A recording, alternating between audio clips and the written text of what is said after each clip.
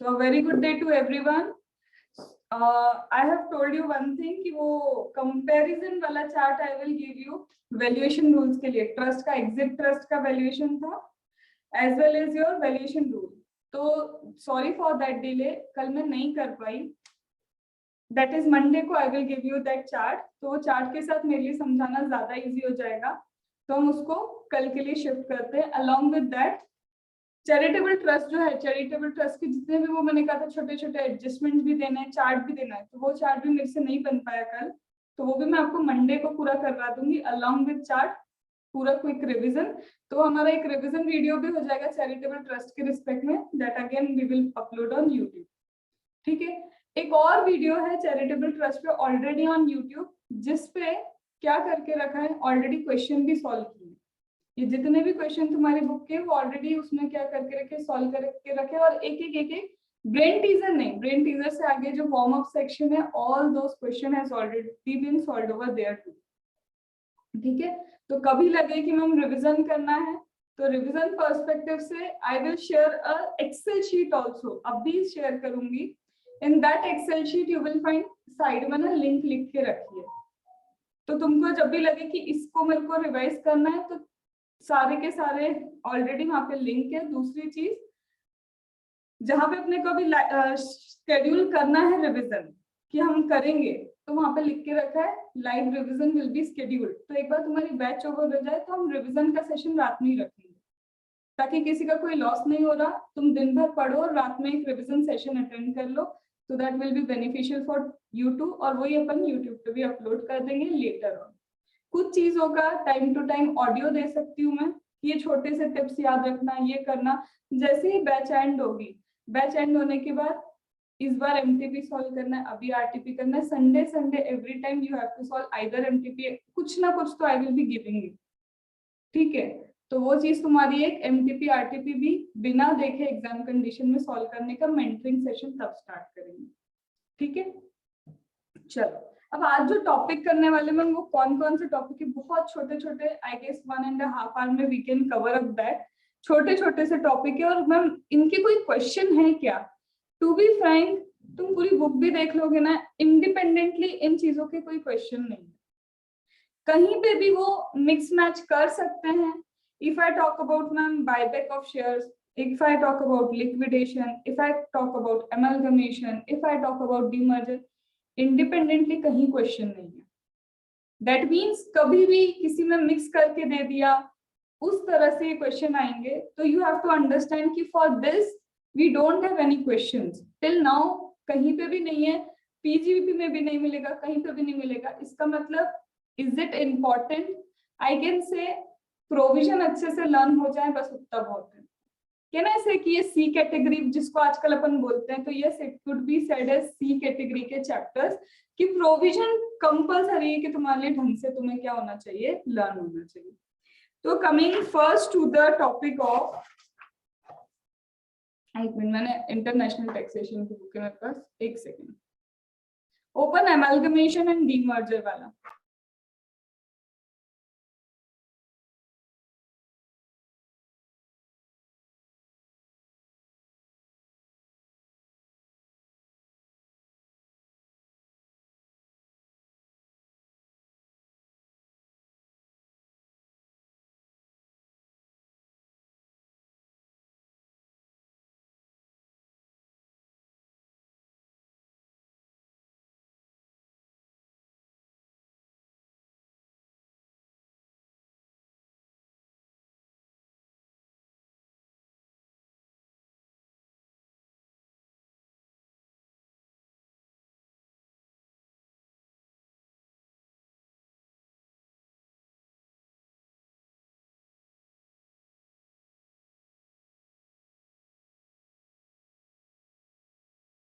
Page number for amalgamation demerger is 176.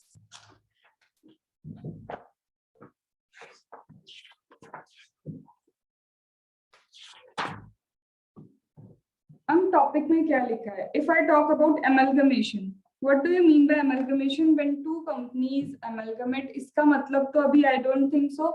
If you know FR, I should explain कि what is amalgamation. Ma'am दो company है, एक ये हो गई कंपनी, एक कंपनी ये है। Ma'am when both the companies, ये दोनों कंपनी क्या करती है, ये दोनों कंपनी एक दूसरे से मर्ज हो जाती हैं, that we called as amalgamation. उसको हम क्या बोलते हैं, एमलगमेशन। याद करेंगे क्या साथ में, निपटाना है इस चैप्टर्स को, तो मतलब अलग से टाइम देने का ही नहीं, और इसका मैं ऑडियो भी रिकॉर्ड करके दूंगी 15 मिनट्स में, ये सारे टॉपिक 20 मिनट्स में वो ऑडियो सुन लेना, खत्म हो जाएगा। ठीक है, तो अलग से वापस से कोई इस पे मेहनत मत करना। तो ma'am when it comes to amalgamation, ma'am suppose two companies are there, company A है, कंपनी बी है। If both the companies are getting merged, तो मैम सिर्फ मर्जर होना, कैन वी से कि मर्जर होने से कोई भी ट्रांसफर हो सकता है। ट्रांसफर क्यों वर्ड यूज कर रहे हो मैम, ट्रांसफर वर्ड इसलिए यूज कर रही हूँ because tomorrow we will start with capital gain chapter. Capital gain chapter में एक बात लिखी है कि कैपिटल गेन पे टैक्स लगेगा। कैपिटल गेन पे क्या लगेगा, टैक्स लगेगा। When it will be taxable, it will be taxable if a capital asset transferred. अगर आपने क्या किया है, एक कैपिटल एसेट को ट्रांसफर किया है, तो in year of transfer, in year of transfer, जो भी ईयर होगा ना ट्रांसफर का, उस ईयर में capital gain will be taxable. Ma'am जब यहाँ पे एमलगमेशन होता है, तो A would be having certain asset, B would also be having certain asset, तो यहाँ मैम ट्रांसफर ही तो है। असेट्स क्या हो रही है, एक दूसरी कंपनी में क्या हो रही है, ट्रांसफर हो रही है, तो इट इज ट्रांसफर, तो वो बोलते हैं। अगर मर्जर होता है एक या एक से ज्यादा कंपनी का, तो एक या एक से ज्यादा कंपनी का मर्जर होता है, तो कब हम बोलेंगे कि एमलगमेशन है, उसकी पहले कंडीशन सुनो कि as per income tax act amalgamation का मतलब क्या है। तो सबसे पहली कंडीशन बोलते हैं कि एज पर अस एमलगमेशन मतलब when all asset and liability transferred। बस जब मैम सारी की सारी असेट्स एंड लाइबिलिटी ट्रांसफर होगी, अगर हमारी all assets and liabilities are transferred, सारी असेट एंड लाइबिलिटी ट्रांसफर होती है, तभी हम बोलेंगे इट इज एमलगमेशन। बस इतना ही नहीं। सेकेंड कंडीशन क्या है, जो मैम शेयर होल्डर्स होंगे ना, share holder of amalgamating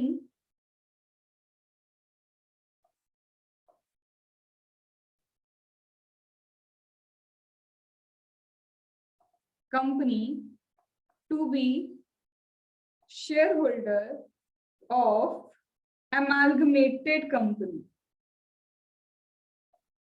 share holder जो एमलगमेटिंग कंपनी के होंगे, वही शेयर होल्डर एमलगमेटेड कंपनी के भी होना चाहिए, बट कितने, 100% नहीं, लिखा है मिनिमम 75%। कितने होने चाहिए, मिनिमम 75%। मैम ये 75% total number of share holders का है, नहीं, minimum 75% value of shares, minimum 75% value of shares. बस इतनी सी बात है। क्या बात है इतनी सी कि ma'am as per income tax act amalgamation तभी होगा when all the assets and liability of an amalgamating company is transferred to amalgamated company. तो सबसे पहला कीवर्ड ही मेरा एक ही है कि जब असेट्स एंड लायबिलिटी ट्रांसफर होगी, सारी के सारे ट्रांसफर होनी चाहिए, एंड कंडीशन इज एंड जो शेयर होल्डर एमलगमेटिंग कंपनी के थे, कम से कम 75% value of the share should be amalgamated company में। वही शेयर होल्डर्स कहाँ जाने चाहिए, एमलगमेटेड कंपनी में, कितने, 75%। अगर ये सबसे पहले ये दोनों कंडीशंस फुलफिल होती हैं, if this conditions are fulfilled, तब हम पता है मैम क्या बोलेंगे, तब बोल सकते हैं कि चलो भैया क्या हुआ, एमलगमेशन। ठीक है, तो first of all step number 1 check करो एमलगमेशन भी है या नहीं। First of all step number 1 we have to check amalgamation है या नहीं। अब ma'am yes it is amalgamation, yes amalgamation है, तो मैम एमलगमेशन है, that means assets and liabilities are getting transferred. तो मैम असेट लायबिलिटी ट्रांसफर हुआ तो कैपिटल गेन भी तो आ सकता है, अब देखते हैं किसके लिए कैपिटल गेन होगा।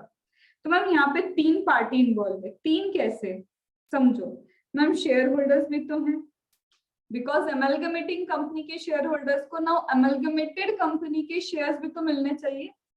एमलगमेटेड company will give shares to the amalgamating company के शेयर होल्डर, तो एक पार्टी तो शेयर होल्डर हो गई, ठीक है। सेकेंड पार्टी कौन है मैम, एमलगमेटेड कंपनी,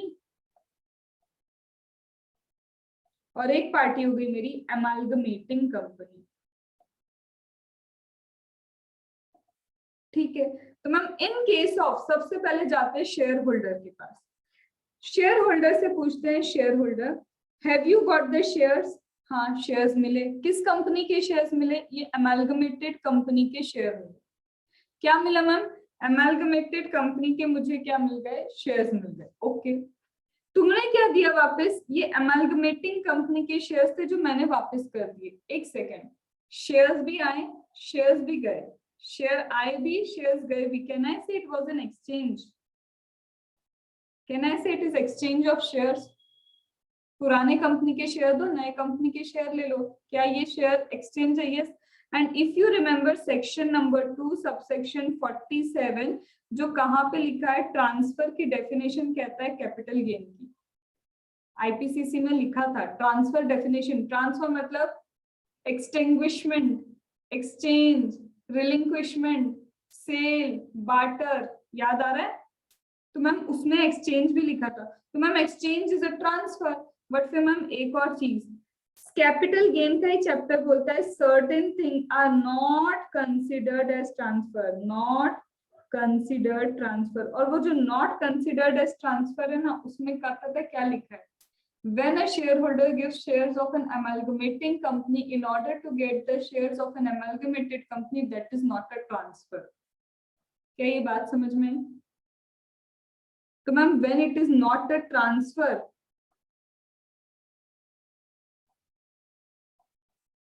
तो should I say कि जब ट्रांसफर ही नहीं है तो कैपिटल गेन भी नहीं होने वाला।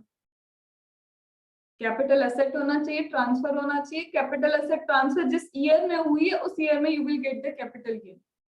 तो मैम जब ट्रांसफर ही नहीं है तो how can I apply the capital gain वाला टॉपिक। तो यहाँ पे हो गया पहला कि शेयर होल्डर्स के हैंड में इट इज नॉट ट्रांसफर, ठीक है। बट मैम शेयर होल्डर्स को शेयर तो मिले ना, they have given old shares, they are getting new shares. तो कॉस्ट ऑफ एक्विजिशन क्या होगी मैम, वो ओल्ड शेयर की, what would be the cost of acquisition of those old share. तो वो बोलते हैं cost of acquisition is equal to cost of acquisition in case of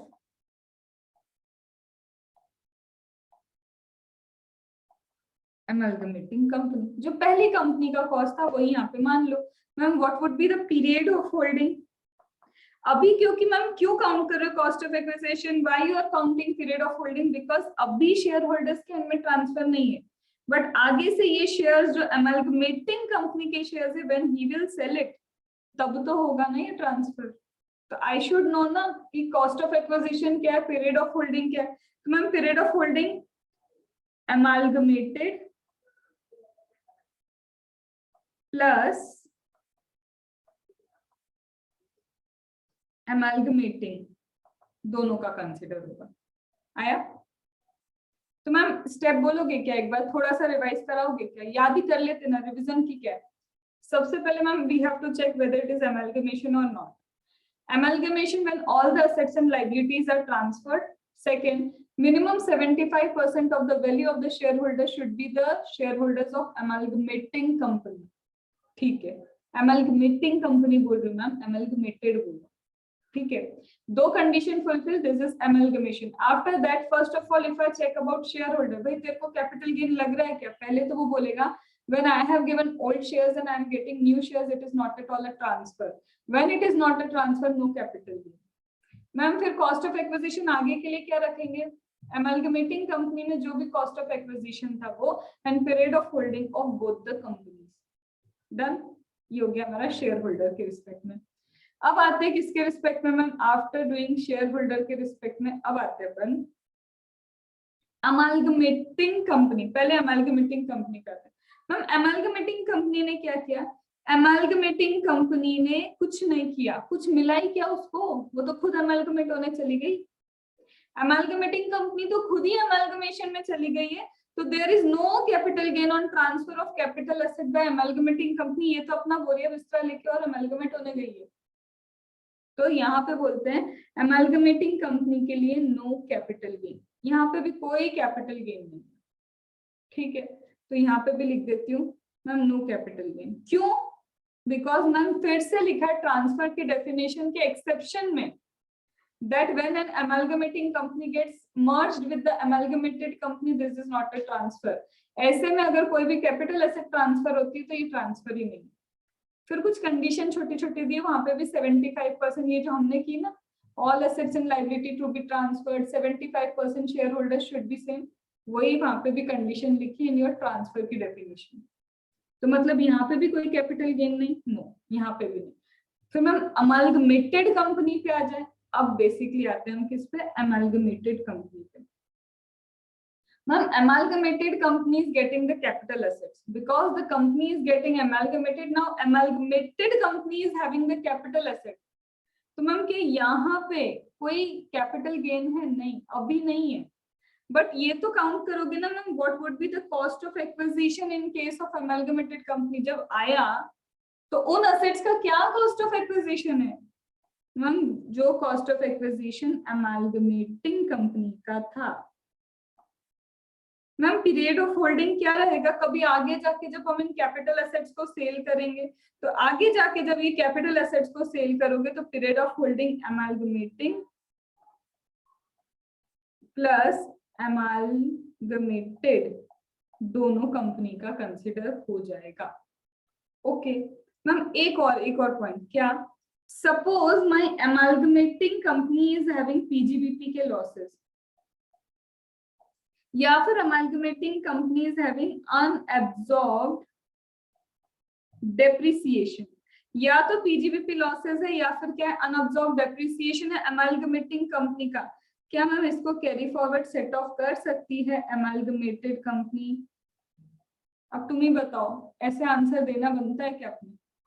obviously yes, ये तो सेट ऑफ भी हो सकते हैं, कैरी फॉरवर्ड भी हो सकते हैं बाय एन एमैल्गमेटेड कंपनी। इसी के साथ एमैल्गमेशन खत्म होता है। एज आई सेड ना, बहुत एलिमेंट्री टॉपिक्स है। टॉपिक नंबर 1, पॉइंट नंबर 1, एमैल्गमेशन क्या है? तो पहले तो मेरे को ये सोचना पड़ेगा भाई, amalgamation when all the assets and liabilities are transferred. Second, 75% minimum value of the share holder should be continue. ठीक है, if it is amalgamation, share holders के इनमें स्पेसिफिकली लिखा it is not transfer in your capital gain chapter.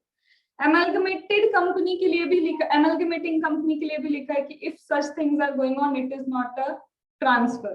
तो जब transfer ही नहीं है तो एमैल्गमेटेड कंपनी के लिए भी क्या होगा, कॉस्ट ऑफ एक्विजिशन, वही पुराना वाला कॉस्ट ऑफ एक्विजिशन, वही दोनों का मिला के period of holding. Because the assets received by amalgamated company, कभी भी उस कैपिटल एसेट को amalgamated कंपनी जब सेल करेगी तब तो दे नीड ना कॉस्ट ऑफ एक्विजिशन, तब तो they need period of holding. तो उस पर्पस के लिए बस बताया कि ये होगा। अल्टीमेटली मैम एमैल्गमेशन में कहीं भी कैपिटल गेन नहीं आ रहा, कहीं भी तो नहीं आ रहा। Are you getting? खत्म हो गया, छोटू सा टॉपिक था, डन। तो दिस इज एमैल्गमेशन। अब मैम हाईलाइट क्या कर लें? मैं तुमको ऑलरेडी हाईलाइटेड इसका पीडीएफ दे दूंगी, बिकॉज टू बी ऑनेस्ट इसको इतना इंपॉर्टेंस देने की जरूरत नहीं है, for I am saving your time. तो इसका मैं ऑलरेडी हाईलाइटेड पीडीएफ क्लास के बाद तुमको भेज दूंगी, उतनी चीजों को हाईलाइट कर लेना। ठीक है मैम, सेकंड आते हैं, ये थोड़ा सा अच्छा है।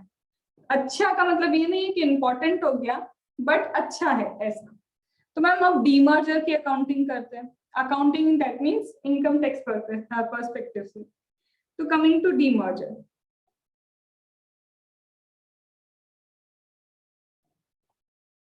Ma'am demerger of the company में क्या होगा? तो डीमर्जर ऑफ द कंपनी में बोला है when one unit is getting demerged, company is getting separated. पहले मर्जर हुआ, अब सेपरेशन कर रहे हैं। तो सपोज ये कंपनी है मेरी, ठीक है, यहाँ पे इस कंपनी में एक पार्ट है, ये क्या है, एक यूनिट है, जो भी बोल लो कि ये कंपनी में मेरा एक क्या है, यूनिट है। Ma'am this unit is getting separated, ये यूनिट क्या हो रही है, सेपरेट हो रही है, और ये रही वो यूनिट है। ठीक है, तो मतलब डीमर्जर मतलब ऑलरेडी एक कंपनी थी, यूनिट्स थी, now the units are being separated, तो this is known as demerger. Ma'am बस इतना सा डीमर्जर हो गया, खत्म। अरे एज वी डन एमलगमेशन क्या होगा, we have certain conditions. Similarly demerger as per income tax क्या होगा, उसकी भी कंडीशन है। तो सबसे पहले again we have to check whether it is demerger as per income tax और not. Yes, you have to check whether it is demerger as per income tax और नॉट। तो सपोज मैम ये company हो गई हमारी overall A B company, और ये हो गया हमारा बी, मतलब अब अलग हो गए। पहले ए बी थी, अब ये बी पोर्शन क्या हो गया, यहाँ चला गया, दिस इज डीमर्जर। तो मैम ये कंपनी को क्या नाम दूं, इसको नाम दो रिजल्टिंग कंपनी। मैम इसको क्या नाम दे, इसको नाम दे दो, जो बची हुई कंपनी है दैट इज ए बच गई यहाँ पे, can I say demerged company. Ma'am when I will say कि एक्चुअली हाँ भैया डीमर्जर हुआ है, तो condition number 1, in order to check whether it is demerger और नॉट, वही पुरानी condition, all the assets and liability should be transferred. जो कंपनी जो यूनिट जा रही है वो अपने सारे के सारे एसेट्स एंड लायबिलिटी लेके जाएगी। Point number 1, all the assets and liability of this resulting company should be transferred. Demerger सब कुछ दे देगी कि ले जा तेरा पूरा सामान लेके जा, all the assets and liability will be transferred, कुछ भी अपने पास नहीं रहेगा। तो condition number 1।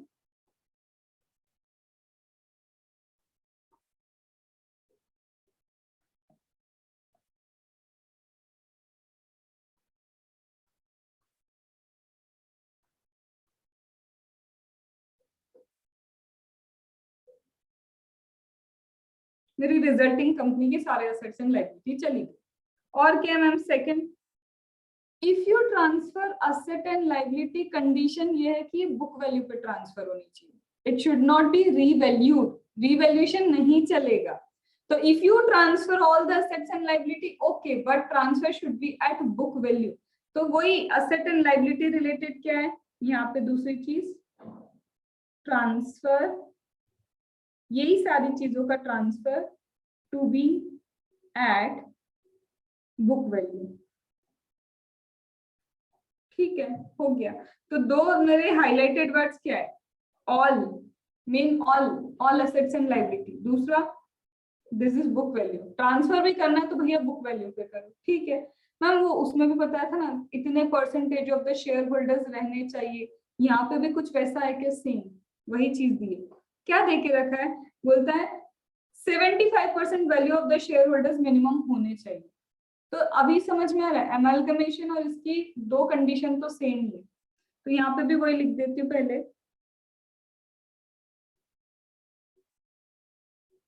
Share holder in resulting company minimum 75% of value. तीन चीजें तो हो गई। मैम फोर्थ क्या है, see ma'am if resulting company is getting, दो डीमर्जर हुआ, रिजल्टिंग कंपनी अलग हो गई, this is my resulting company, बोलते ये रिजल्टिंग कंपनी का बिजनेस कंटिन्यू होना चाहिए। लॉजिक क्या है बताती हूँ अभी। मैम रिजल्टिंग कंपनी का business business business should be continued, in short बोलूं गोइंग कंसर्न की तरह चलना चाहिए। तो यहाँ पे ट्रांसफर और undertaking on going concern basis, जो भी अंडरटेकिंग को ट्रांसफर कर रहे हो, अंडरटेकिंग ट्रांसफर्ड कैसे होनी चाहिए, गोइंग कंसर्न पे। मैम वाई सो, क्यों ऐसा, देखो same concept you will find in IDT.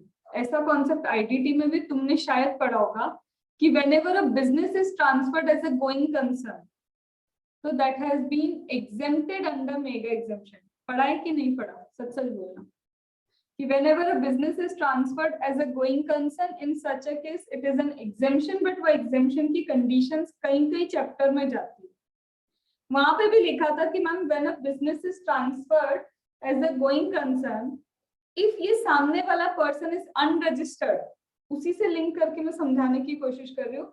If this सामने वाला पर्सन इज अनरजिस्टर्ड, तो रजिस्ट्रेशन चैप्टर में ना सेक्शन नंबर 22 में लिखा है क्या कि if your business is transferred in succession, तो ये वाले पर्सन को रजिस्ट्रेशन लेना पड़ेगा।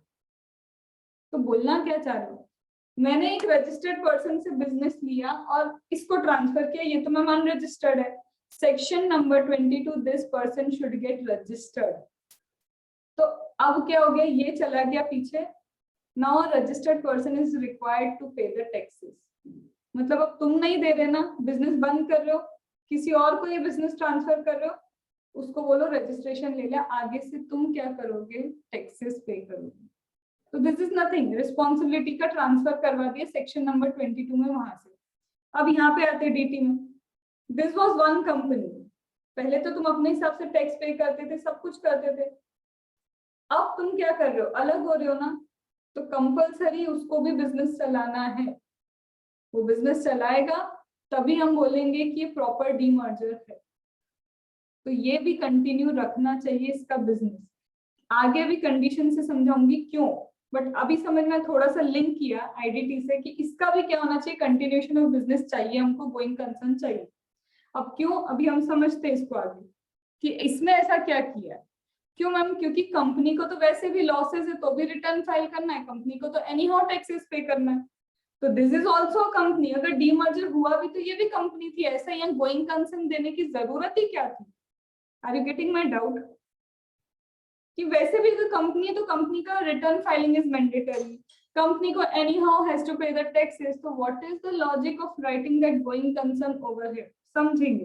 बट अभी के लिए वो डाउट छोड़ रही हूँ क्योंकि आगे समझा पाऊंगी उसको।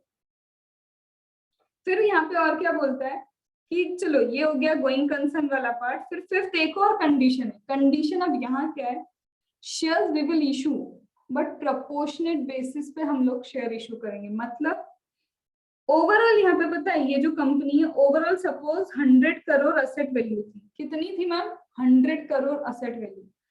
अभी तुम पता है कितनी असेट लेके गए, 20 करोड़। तो शेयर्स कितने इशू होंगे, प्रोपोर्शनेट बेसिस पे we will issue you the shares. सारे शेयर्स नहीं इशू करेंगे, तुम्हारा भी नेट बुक वैल्यू कितना है, नेटवर्थ कितना है, according to the net worth of the resulting company तुमको शेयर्स मिल जाएंगे, प्रोपोर्शनेट ही दे पाएंगे ऑब्वियसली। तो यहाँ पे बोलते हैं shares will be issued on proportionate basis। ठीक है, तो शेयर्स कहाँ से होंगे इशू मैम, प्रोपोर्शनेट बेसिस पे शेयर इशू हो जाएंगे।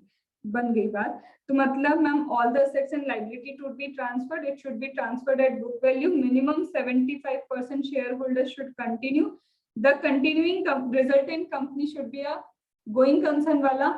मतलब जब भी ट्रांसफर होगा तो ये गोइंग कंसर्न बेसिस पे होना चाहिए and share will be issued on proportionate basis. Ma'am proportionate basis पे इशू करो, सपोज क्या सपोज करना है, यहाँ पे बोलते हैं resulting company itself is a share holder of demerged company. क्या मैम, ये जो रिजल्टिंग कंपनी ऑलरेडी इसके पास अपनी ही कंपनी के शेयर्स थे, जो कंपनी है अपनी कंपनी के शेयर्स थे, तो फिर भी क्या तुम प्रोपोर्शनेट लगाओगे, नहीं। When खुद रिजल्टेंट कंपनी ही अपने शेयर्स की शेयर होल्डर है तो उसको तो पूरा देना पड़ेगा ना, उसको तो तुम पूरा पूरा ही दोगे। सपोज मैं हूँ, मेरे पास ऑलरेडी मेरे ही शेयर्स हैं, तो तुम मुझे थोड़ी ना प्रोपोर्शनेट दोगे। तो अगर रिजल्टेंट कंपनी के पास खुद के शेयर्स हैं, तो अगर सिर्फ 5% शेयर्स उसने अपने पहले होल्ड करके रखे थे, तो उसको तो पूरे 5% दोगे, बचे हुए 95% प्रोपोर्शनेट पे जाते हैं। तो ये मैम कंडीशन हो गई। क्या ये इंपॉर्टेंट है लर्न करना, एक बार तो देखो करनी पड़ेगी। वी डोंट नो कि आईसीआई का दिमाग कब कहाँ चलेगा, ये सी कैटेगरी है लेकिन हाँ कर लिया कि all the assets and liability book value as well as going concern 75% and ये प्रोपोर्शनेट बेसिस। अब मैम इसमें भी क्या पार्टीज इन्वॉल्व है, जब तुम्हारे अमेलगमेशन में थी तो यहाँ पे भी पार्टी इन्वॉल्व होगी। कौन कौन हो सकता है मैम, अगेन शेयर होल्डर, ठीक है।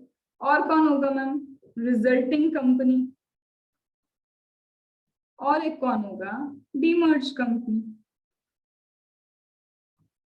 हम शेयर होल्डर्स के रिस्पेक्ट में फिर से कुछ सोचें, तुम ही मुझे बताओ, मुझे लगता नहीं कि मुझे सोचना चाहिए, बट बताओ शेयर होल्डर्स के लिए कैन आई से कैपिटल गेन लगेगा अभी?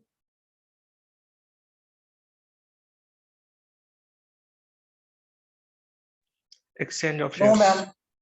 No, ma'am, because except you already said.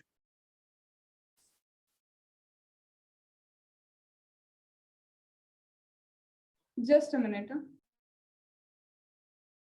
Okay.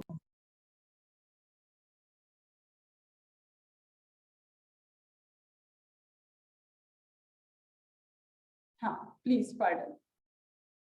Transfer नहीं होगा मैम आप। जब अमालगमेशन में देयर वाज नो ट्रांसफर, तो तुम यहाँ कैसे बोल सकते हो कि डीमर्जर में शेयर होल्डर्स के लिए ट्रांसफर? बिकॉज कैपिटल गेन तो हमने आईपीसीसी से किया है कि what is not transfer amalgamation demerger की condition if fulfilled then capital asset का ट्रांसफर नहीं मानते। तो क्या वही चीज बुक में लिखी है? There is no capital gain in the hands of share holders of the demerged company when they receive shares of resulting company. कोई यहाँ पे कैपिटल गेन नहीं होगा। क्यों नहीं होगा? देयर इज नो, क्योंकि ये ट्रांसफर नहीं माना जा रहा है। तो मैम सबसे पहले मैं किसके बारे में सोचती हूँ? Share holders.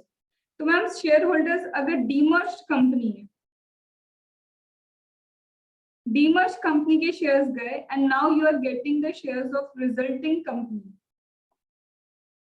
Can I say there is capital gain? No ma'am, exchange है बट इसको पहले ही बोल के रखा है this is not a transfer, तो there is no capital gain.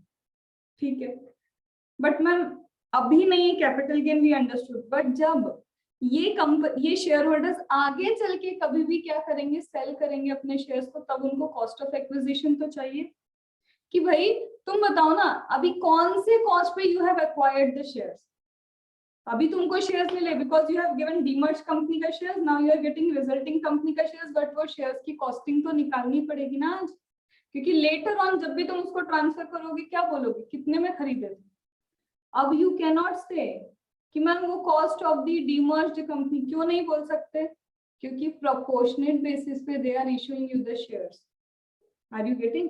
अब शेयर्स पूरे नहीं जा रहे, अब प्रोपोर्शन की बेसिस पे you are getting the shares, तो अब कॉस्ट ऑफ एक्विजिशन तो निकालना पड़ेगा।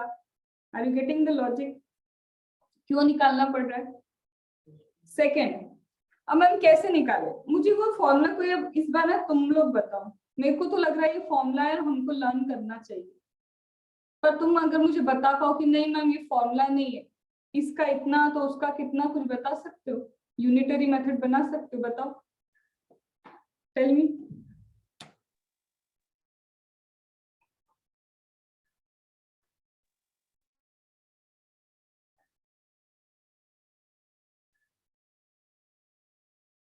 मैम आप क्या पूछ रहे हो?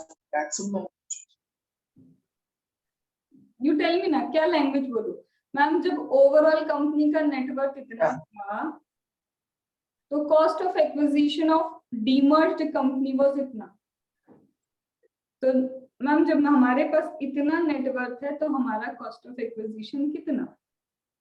Are you getting? वो पुरानी चीज, जब 100 एग कितने के आते? 1000 के, तो 1000 रुपीज के अगर 100 एग हैं तो 1 रुपए का कितना एग आता है? Are you getting? वो बचपन वाला यूनिटरी मेथड ही तो फिर से लिखा है, पढ़ो उसको। Ma'am net worth of demerged company before demerger, net worth demerge company का बिफोर डीमर्जर इतना है, तो कॉस्ट ऑफ एक्विजिशन इतना, तो अब डीमर्ज कंपनी के बाद जो नेटवर्थ बचा तो उसके हिसाब से कॉस्ट ऑफ एक्विजिशन कितना? कैन आई से कि this is a unitary method? आया सब कुछ समझ में? डन? आया? इसके बाद मैम ये तो कॉस्ट ऑफ एक्विजिशन निकल गया, अभी भी कुछ बचा है। अब क्या बचा है देखो, उसने क्या लिखा है?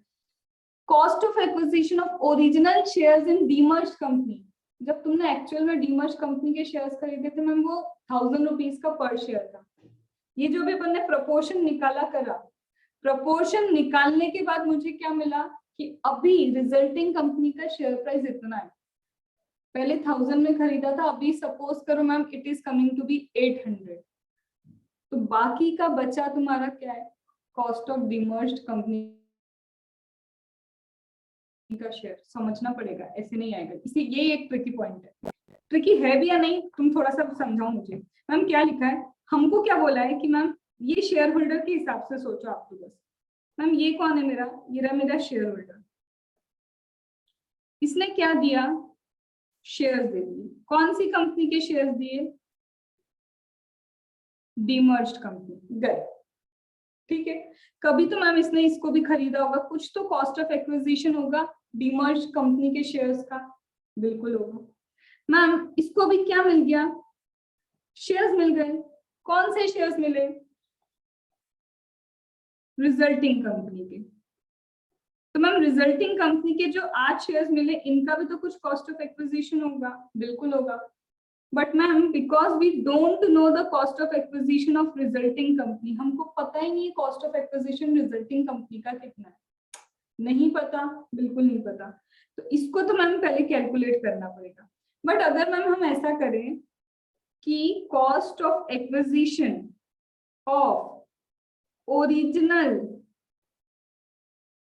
शेयर, ये जो ओरिजिनल शेयर है इसका कॉस्ट ऑफ एक्विजिशन ले एंड प्रोपोर्शनेट बेसिस पे कैलकुलेट कर लें कि अभी कितना डीमर्ज्ड कंपनी का कॉस्ट ऑफ एक्विजिशन है। क्योंकि तुम देखो ना, जो ऊपर तुमने यूनिटरी मेथड लिखा है वो सब डीमर्ज्ड कंपनी के लिए तो है कि after demerger, before demerger cost of acquisition इतना था। Ma'am after demerger cost of acquisition कितना बचा डीमर्ज्ड कंपनी के शेयर्स का। क्या बोलना चाह रहे हो, अरे तुम पूरे शेयर्स थोड़ी ना वापस कर रहे हो डीमर्ज कंपनी को, प्रोपोर्शनेट शेयर्स ही तो दे रहे हो उसको। तो मैम ओवरऑल का प्राइस इतना था, तो प्रोपोर्शनेट का प्राइस कितना बचा कुचा जो है वो क्या हो गया ma'am, cost of acquisition resulting का बन जाएगा ना। Are you getting? क्योंकि मैम हम जब रिटर्न कर रहे हैं ना यहाँ पे, this is not the overall shares we are returning, हम तो हमारे प्रोपोर्शन के हिसाब से यहाँ पे शेयर रिटर्न कर रहे हैं। पर खरीदे तो इतने थे ओरिजिनली, ओरिजिनल का कॉस्ट इतना माइनस प्रोपोर्शनेट का कॉस्ट इतना डीमर्ज के लिए, तो बचा कुचा जो बैलेंसिंग फिगर है वो कहाँ पे जाएगा, रिजल्टिंग पे जाएगा ना। अब उस फॉर्मूले को वापस देखो, अब नोटिस करो कि मैम जब बिफोर डीमर्जर नेटवर्थ वाज इतना, तो my cost of acquisition was इतना। तो मैम आफ्टर डीमर्जर नेटवर्थ इतनी है डीमर्ज कंपनी की, तो उसका कॉस्ट ऑफ एक्विजिशन कितना होगा। Understood that? और पूरे डीमर्जर में अगर मेरे को लगता है कि कुछ इंपॉर्टेंट टिक करवाना है तो क्या करवाऊं, शेयर होल्डर का पॉइंट ऑफ व्यू बस। तो if at the time of exam you want to revise, तो एक ही चीज रिवाइज करना, क्या, शेयर होल्डर का point of view. You might get a question on this और you might get a MCQ on this. ये फॉर्मूला मैम, ये फॉर्मूला में ऐसे कि नेट बुक वैल्यू है ना मैम, और नीचे नेट वर्थ है, तो मैम ये तो इक्वल हो जाता है ना मैम, एसेट्स माइनस लायबिलिटी करते हैं तो इक्वल्स टू इक्विटी होता है ना मैम। वो नीचे नेटवर्थ का देखो उन्होंने क्या लिखा, paid up share capital plus general reserve. Only general reserves, और जो बाकी रिजर्व्स होते हैं वो नहीं लेने, अदर इक्विटी वाले नहीं, ऊपर केवल assets minus liability book value वाले, और रिजर्व्स में भी केवल जनरल रिजर्व लेने हैं। yes. मतलब प्रेफरेंस भी नहीं आएगा ना इसमें तो, हाँ तो है ना मैम। कुछ भी नहीं। एक सेकंड, प्रेफरेंस फिर से बोलो, क्या बोले? वो गलती से बोल दिया, प्रेफरेंस तो नहीं आएगा ना मैम इसमें। मुझे बताओ कोई लॉजिक है तुम्हारे पास कि why we will not count preference? यहाँ तो सिर्फ पेड अप शेयर कैपिटल लिखा है, and paid up share capital मतलब कोई भी पेड अप शेयर कैपिटल हो सकता है। आएगा अगर वो लिखते paid up equity share capital तब तुम बोल सकते थे कि प्रेफरेंस नहीं आएगा, ठीक है। वहां क्या लिखा है, सिर्फ शेयर कैपिटल, तो share capital means paid up and preference both. वो जनरल रिजर्व साथ में था तो मेरे को ऐसा लगा केवल इक्विटी वाला लेना होगा। तो व्हाट यू शुड हाईलाइट, सिर्फ शेयर होल्डर वाला पॉइंट इज इंपॉर्टेंट। इसके बाद हम रिजल्टिंग कंपनी का क्या करें,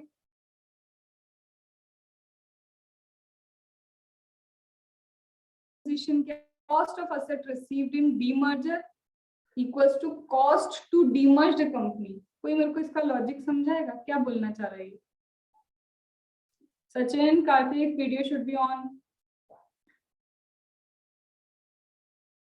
टेल मी, ये क्या लिखा है, टैक्सेशन ऑफ रिजल्टिंग कंपनी तो cost of acquisition of shares received in demerger equals to cost to demerged company.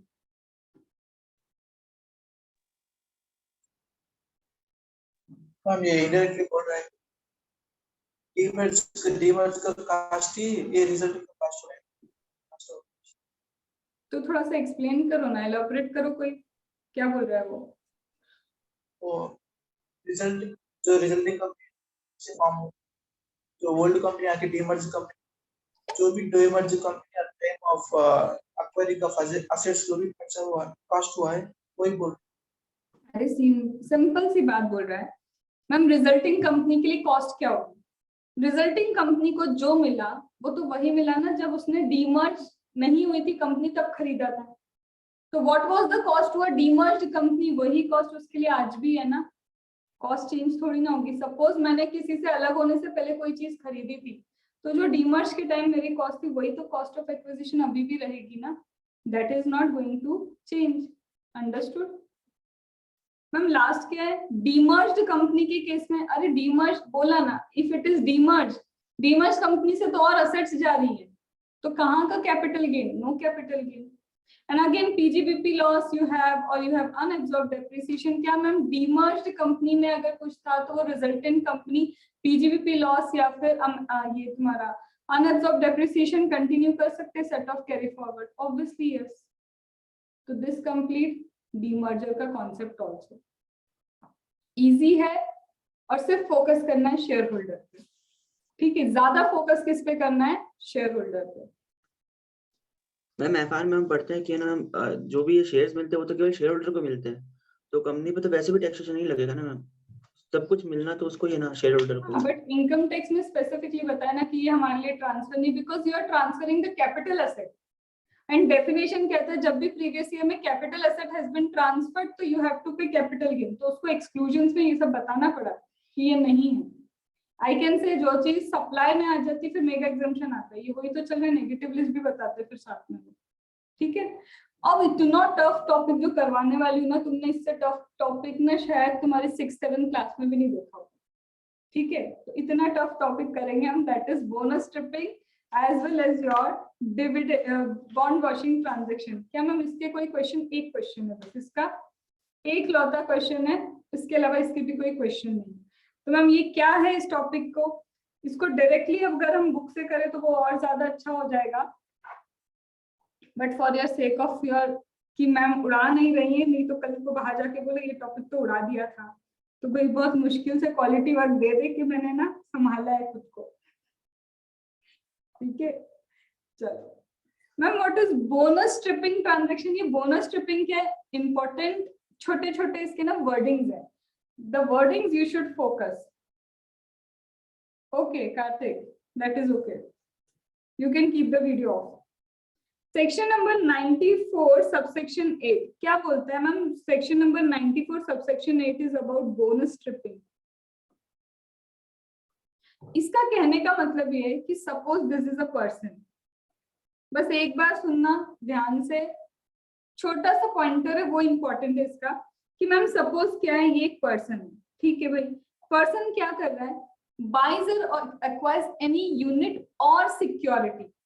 इसने क्या किया? इस पर्सन ने या तो सिक्योरिटी परचेस की और units of mutual fund etcetera, ये यूनिट्स इसने क्या किए हैं? परचेस किए इन भाई साहब ने। तो he has either purchased the security or he has either purchased what the units, या तो यूनिट परचेस किए या तो सिक्योरिटी परचेस की।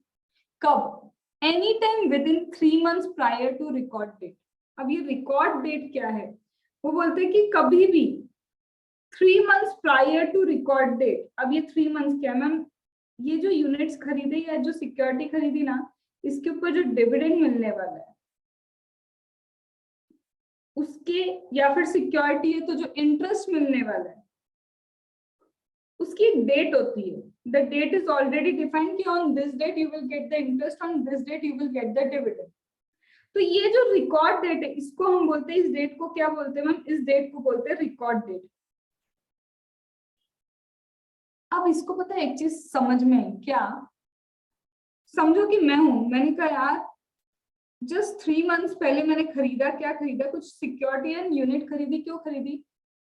जैसे ही बस 3 महीने बाद I will receive certain income, मुझे कुछ ना कुछ क्या मिलेगी, इनकम मिलेगी, तो मैंने खरीद लिया। तो मैम यहाँ पे आप क्या बुक करोगे, बहुत थोड़ा सा लॉजिक बहुत ध्यान से सुनना इसका मैम। बिकॉज 3 मंथ्स पहले आपने खरीदा, आप यहाँ पे एक इनकम बुक कर लोगे, because you will get income, और income either in the form of dividend और in the form of interest. और मैम आपको एक बात बताएं, क्या बताना चाहते हो, जैसे ही ये रिकॉर्ड डेट पास ऑन हो जाएगी ना, after passing this record date, after passing on this record date, ये जो भी सिक्योरिटी और यूनिट है ना, इसकी प्राइस कम हो जाएगी। होना ही है, क्योंकि कोई खरीदता कब, जब उसको बेनिफिट दिखता है, और ये बेनिफिट जैसे ही खत्म हुआ उसके बाद मैम इसकी प्राइसेस क्या होगी, लो होगी, और इससे आपको क्या होगा, सिक्योरिटी और इस पे लॉस होगा। आप क्या करोगे, इनकम से इस लॉस को सेट ऑफ करने की कोशिश करोगे और टैक्सेस कम पे करोगे। Are you getting? तो यहाँ पे वो बोलते हैं ऐसा नहीं चलेगा। अब वो क्या बोल रहा है समझो, बोलते हैं सपोज 3 मंथ्स प्रायर, तुम्हें सबसे पहले लूपहोल समझ में आएगा कि ये लूपहोल क्या कोशिश कर रहे थे करने की, कि जैसे ही कुछ बेनिफिट होने वाला उसके पहले खरीद लो, बेनिफिट मिलने के बाद उसको क्या करो, लॉसेस में सेल कर दो, तो लॉस क्लेम हो जाएगा, इनकम पे तुम्हें क्या नहीं करना पड़ेगा, you won't be required to pay the taxes. तो वो बोलते suppose 3 month prior to record date you have acquired asset, 3 months prior आपने क्या किया, asset को क्या किया है, acquire किया। ठीक है, ये हो गई 3 months prior मैंने asset acquire की। एंड यहाँ पे क्या हुआ, सपोज करो साथ साथ में आपको acquire तो किया, आपको क्या हो गया साथ में यहाँ पे बोनस यूनिट्स अलॉट हो गई। बोनस यूनिट क्या हो गई, अलॉट हो गई। मैम बोनस यूनिट तो अलॉट हो गई, बोनस यूनिट का ना से हमने कुछ पेमेंट नहीं किया, बोनस यूनिट को क्या किया, मैंने कुछ पे नहीं किया। तो सपोज मैम यहाँ इनकम नहीं, मुझे क्या अलॉट हुआ, बोनस अलॉट हुआ। तो मैम बोनस का सेल्स कंसिडरेशन तो कुछ होगा नहीं, क्योंकि कुछ हमने पे ही नहीं किया, तो सामने वाले के लिए सेल्स कंसिडरेशन क्या, कुछ भी नहीं। बट मैम जब हम इसको क्या करेंगे, बोनस यूनिट मिल गया, अब वो बोलता है कि ये जो तुम्हें बोनस यूनिट मिला है, तुम्हारा कोई सेल्स कंसिडरेशन नहीं, बट जब तुम इसको सेल करोगे तब तक ओरिजिनल यूनिट्स के भी तो प्राइस कम हो चुके होंगे, तो तुम तो ऐसे लॉस क्लेम करोगे हमारे से। एक तो तुमने बोनस यूनिट ले ली, वो तो फ्री ऑफ कॉस्ट लिए, उल्टा जब सेल करोगे, सेल करने के बाद बोलोगे अरे मेरे ओरिजिनल यूनिट के प्राइसेस कम हो गए तो मुझे लॉस भी क्लेम करना है, तो ऐसे तुम्हें डबल बेनिफिट तो लेने नहीं देंगे। तो बोलता है कि अगर ये 2 कंडीशन फुलफिल हुई है, क्या 2 कंडीशन, सबसे पहले 3 मंथ्स प्रायर तुमने एक्वायर किया, फिर तुमको बोनस यूनिट्स मिली, और फिर बोनस यूनिट्स के बाद तुमने ओरिजिनल यूनिट्स को ट्रांसफर किया। किसको ट्रांसफर किया मैम, ओरिजिनल यूनिट्स को ट्रांसफर किया, चाहे सारे ओरिजिनल यूनिट या फिर कुछ ओरिजिनल यूनिट्स को ट्रांसफर किया, क्योंकि ओरिजिनल यूनिट की सेल्स कंसिडरेशन भी होगी, कॉस्ट ऑफ एक्विजिशन भी होगा, तुम यहाँ लॉस क्लेम कर सकते हो। तो if you transfer original units या ओरिजिनल असेट्स, कब, कितने टाइम में, 9 मंथ्स के अंदर अगर तुम ट्रांसफर करते हो, तो ऐसे केस में वो बोलते हैं कि ये जो तुम्हारा लॉस आ रहा है ना, ये लॉस इग्नोर होता है, हम इस लॉस का बेनिफिट नहीं देंगे। तो मैम क्या बोलना चाह रहे हो, point number 1, you have purchased unit या सिक्योरिटी, कितने टाइम पहले, रिकॉर्ड डेट से 3 महीने पहले तुमने खरीदी, बढ़िया है। रिकॉर्ड डेट से 3 मंथ्स पहले तुम परचेज करते हो, फिर तुमको बोनस इशू किया जाता है। After the issue of bonus तुम क्या करते हो, ओरिजिनल यूनिट्स को सेल करते हो, क्योंकि ओरिजिनल यूनिट्स के प्राइस तो गिर चुके होंगे। तुम ये जो लॉस क्लेम कर रहे हो, ये लॉस को हम क्या करते हैं, इग्नोर कर देंगे। ये लॉस क्या हो जाएगा, this loss on transfer of original units will be ignored. ठीक है, and the loss so ignored shall be deemed to be cost of acquisition of bonus share। और एक काम करते हैं कि तुम्हारे पास ये बोनस शेयर का कुछ कॉस्ट ऑफ एक्विजिशन नहीं था ना, तो ये लॉस जो हम इग्नोर कर रहे हैं, इसको बोनस शेयर का कॉस्ट ऑफ एक्विजिशन बना सकते हैं, और कुछ नहीं करेंगे। तो दिस इज व्हाट, इसको बोलते हैं बोनस स्ट्रिपिंग ट्रांजेक्शन। तुम जानबूझ के लॉस क्लेम करने की कोशिश कर रहे थे, वो नहीं चलेगा। हम बोनस शेयर का उसको कॉस्ट ऑफ एक्विजिशन बना सकते हैं, इससे ज्यादा तुम्हारे लिए लॉस पूरा सेट ऑफ करने को नहीं देंगे। मतलब वो जो इनकम तुम्हें कुछ भी होती है ना, अगर इनकम पे तो पूरा टैक्स पे करो, ज्यादा से ज्यादा बोनस अगर है तो बोनस का कॉस्ट ऑफ एक्विजिशन क्या बन जाएगा, the loss that we have ignored. बस सेट ऑफ करने नहीं देंगे, टैक्सेस तो पूरे भरना है। मतलब मुझे अगर कभी कुछ इंटरेस्ट मिला, कुछ भी मिला, तो उधर सेट ऑफ नहीं होगा। बोनस भी अगर कुछ मिला था तो बोनस का अगर कॉस्ट ऑफ एक्विजिशन बनाएंगे उतना बेनिफिट दे सकते हैं, इससे ज्यादा बेनिफिट नहीं मिलेगा। इसके ऊपर एक क्वेश्चन है, वो नीचे एग्जाम्पल के रूप में तुमको दिया है, वो एक बार प्लीज गो थ्रू करो अभी के अभी। एक ही क्वेश्चन है जो मेरे क्वेश्चन बैंक में भी और ये यहाँ पे एग्जाम्पल भी, तो please check it out.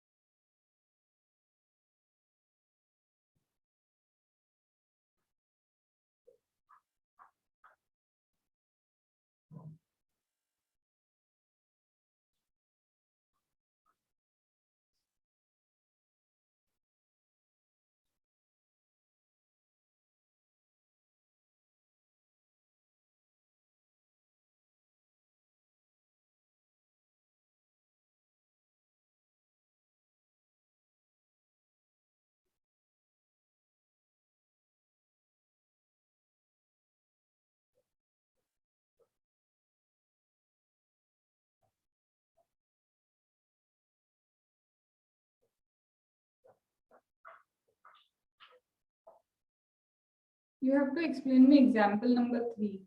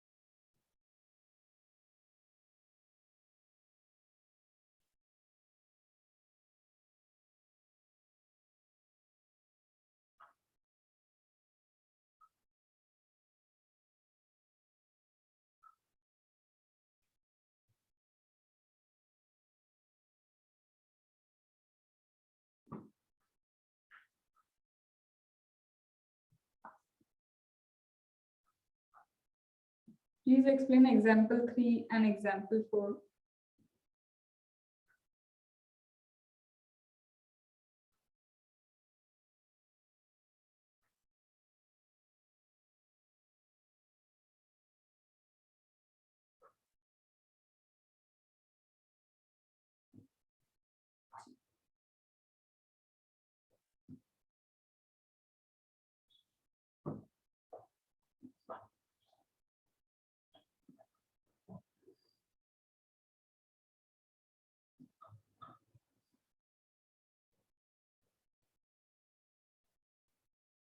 Ma'am वो एग्जाम है नहीं मैम, तो आप थोड़ा डिक्टेट कर सकते हो क्या एग्जाम्पल 4? मैं पूरा समझा रही हूँ उसको, वेट पहले पूछ। 3 तो हो गया मैम, 4 नहीं है। I understand is अगर बोनस शेयर बचे हैं So you should treat it as a cost of acquisition and no set of option available. अगर बोनस शेयर नहीं बचे हैं then you'll get a set of option. सारे बेच दिए आपने. ऐसा लिखा है वहाँ पे, अगर बोनस शेयर नहीं बचे तो यू कैन सेट ऑफ. नहीं लिखा नहीं है. अभी पता है क्या इग्नोर करा, सबसे पहले मैं क्वेश्चन लिखती हूँ. Where is Abdul, where is Akshay? क्या तुम घर जाना चाहते हो डायरेक्ट? Should I remove?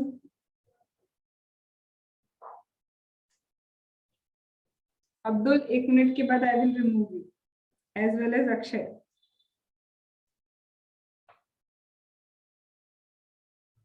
आ गया मैं वापस. चलो, तो माय क्वेश्चन, यहाँ पे क्वेश्चन क्या देख के रखा है? तो क्वेश्चन दिया है सबसे पहले बुक में कि सपोज मिस्टर एक्स ने क्या किया, कितने एक्वायर किए? 1000 शेयर्स एक्वायर किए. मैम कितने पे? Eight 200 rupees. 200 पर share he has acquired shares. ठीक है, तो 1000 शेयर्स एक्वायर किए 200 रुपीज के. मैम डेट बता दो बस. 16th of July 22. 16th of July 22 को ही हैज एक्वायर्ड. कंपनी ने बोनस कब अलॉट किया? Ma'am 16th of September 22. एक सेकेंड मैम, ये क्या, कितना डिफरेंस है? इसने एक्वायर किया, रिकॉर्ड डेट है ना ये, this is the record date. Record date से 3 मंथ्स पहले एक्वायर करना था, इसने तो 2 मंथ्स के अंदर ही एक्वायर करके रखा. तो मैम यहाँ पे पहली चीज, security has been acquired 3 months prior to the record date. And यहाँ पे बोनस शेयर भी इशू हुए. कब इशू हुए यहाँ पे बोनस शेयर? इसी दिन 700 बोनस शेयर्स क्या हो गए, इशू हो गए इस रिकॉर्ड डेट पे. तो बोनस ट्रिपिंग वाला फॉर्मूला कॉन्सेप्ट एप्लीकेबल है. फिर बोलते हैं कि ये जो मिस्टर एक्स है, इन्होंने क्या किया, कुछ ट्रांसफर किया. कितना ट्रांसफर किया? 1000 ओरिजिनल शेयर ट्रांसफर की. कितने के? इस दिन. मैम ये डेट गिनो ना एक बार. रिकॉर्ड डेट से क्या 9 मंथ्स के अंदर आ रहा है क्या? प्लीज कोई काउंट कर सकता है क्या? रिकॉर्ड डेट से 9 मंथ्स के अंदर have you sold the original units?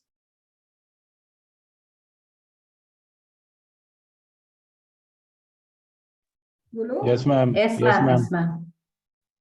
Yes, ma'am. चलो बढ़िया. तो इसका मतलब मैम सारी कंडीशन दिख रही है मुझे. एक तो रिकॉर्ड डेट से 3 months prior he should acquire the asset, वो हुआ.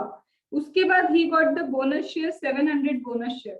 एक्वायर करने के बाद ओरिजिनल एसेट ट्रांसफर की. मैम कहाँ लिखा है कि सिर्फ ओरिजिनल एसेट ट्रांसफर करना है? फिर से पॉइंट नंबर 3 पे जाओ और सिर्फ एक ही चीज लिखे, ओरिजिनल यूनिट्स और security to be transferred. Bonus की बात ही नहीं की.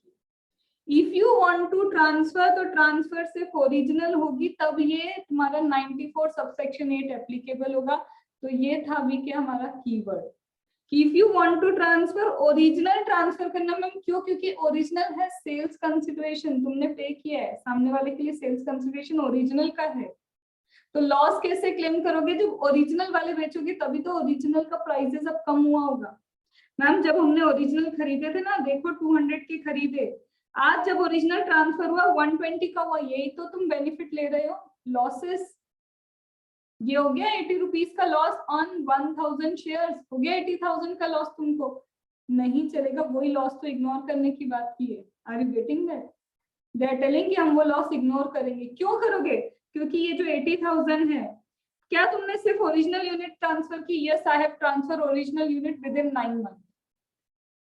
इन सच अ केस ये जितना भी लॉस है, ये कॉस्ट ऑफ एक्विजिशन पता है किसका बनेगा? बोनस शेयर का. This is the provision. ठीक है, तो मैम फर्स्ट वाले में हमने चेक किया कि यस 80,000 का लॉस आ रहा है. प्लीज एक बार चेक करो क्या 80,000 का लॉस है, और वो 80,000 का loss set off carry forward हो रहा है. और बाकी के जो तुम्हारे 700, ये जो मैम 80,000 का लॉस है, ना तो ये सेट ऑफ हो सकता है ना तो कैरी फॉरवर्ड हो सकता है. बट यस ये 80,000 का लॉस 700 बोनस शेयर्स के लिए क्या हो गया मेरा? Cost of acquisition. क्या वही चीज लिखी है? डन. चलो सेकेंड वाला बोलता है मैम सेम एग्जाम्पल. वही सेम एग्जांपल है मिस्टर एक्स वाला, वो बोलते हैं mister x transfer 400 bonus share, 400 bonus share, ठीक है। कब ट्रांसफर किए 400 शेयर्स? अब प्लीज चेक करो क्या ये विद इन 9 मंथ्स आ रहा है क्या, एंड 300 और उसने ट्रांसफर किए इस डेट को, इसको ट्रांसफर किया एट द रेट ऑफ 70 और यहाँ वाले ट्रांसफर किए at the rate of 130। Please मुझे बताओ कि यहाँ पे वो कुछ 9 मंथ्स का फंडा आ रहा है क्या?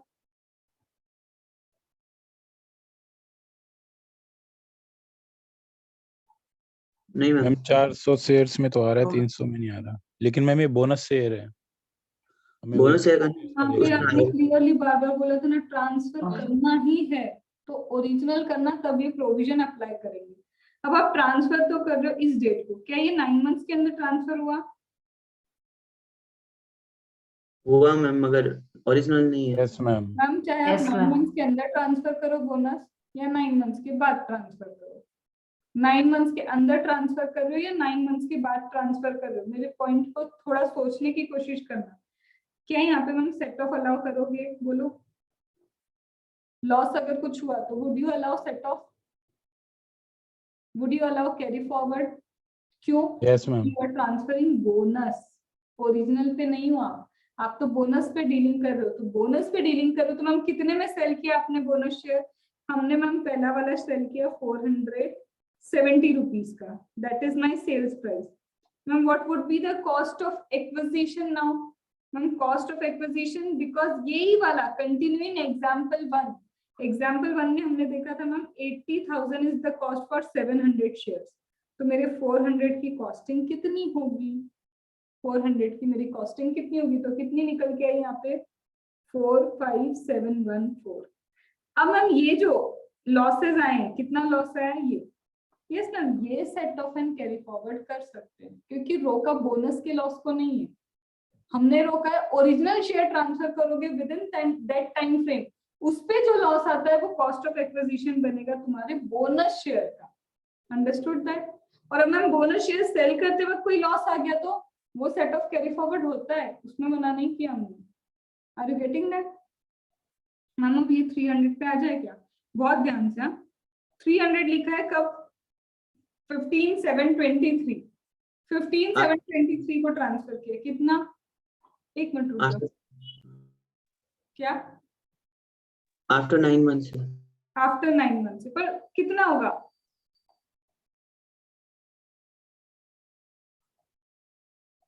मैम यहाँ पे क्या करें कॉस्ट ऑफ एक्विजिशन? बोलो, लगेगी ना cost of acquisition? Yes ma'am. Yes, ma'am. Bonus वही तो बोला था कभी भी ट्रांसफर करो, उससे हमको मतलब नहीं, ओरिजिनल की कंडीशन देखनी थी मुझे कि whether you have transfer original in 9 month. Suppose करो ओरिजिनली 10th मंथ में ट्रांसफर किया होता तो ये सब लग ही नहीं रहा होता। अगर ओरिजिनली 10th मंथ में ट्रांसफर किया तो यहाँ सेट ऑफ कैरी फॉरवर्ड तो हो जाता यूं ही, क्योंकि तब आप बोनस शेयर की कॉस्ट नहीं देते। Are you getting? ये बात समझ में? क्योंकि ओरिजिनल का ही कंडीशन नहीं फुलफिल हुआ तो सेट ऑफ कैरी फॉरवर्ड करना लॉसेस, और ओरिजिनल की वो 9 मंथ्स की कंडीशन सेट वो हो गई कंप्लाइड, इसलिए तो ये कॉस्ट ऑफ एक्विजिशन बन गया बोनस का। ठीक है, अब मैम यहाँ कॉस्ट ऑफ एक्विजिशन कितना करें? वही सेम 80,000 डिवाइड बाय 700 इंटू 300, ये आता है तुम्हारा 34286। मैम यहाँ पे लो भैया, यहाँ तो वैसे ही प्रॉफिट हो गया, और नहीं होता तो तुम सेट ऑफ कैरी फॉरवर्ड वैसे भी कर सकते थे, जब यहाँ कर सकते तो यहाँ कौन सी गलत बात है? और फिर थर्ड क्वेश्चन मैम, फिर से मिस्टर एक्स अब कितना ट्रांसफर कर रहा है? ट्रांसफर कर रहा है 1000 ओरिजिनल शेयर्स, कितना, एंड साथ ही साथ 400 bonus shares. 1000 original shares transfer कर रहा है, 400 बोनस शेयर ट्रांसफर कर रहा है, किस डेट पे? 14 फरवरी 23 at the rate of 120। Calculate करो इसको, सुष्मित जल्दी कर लो।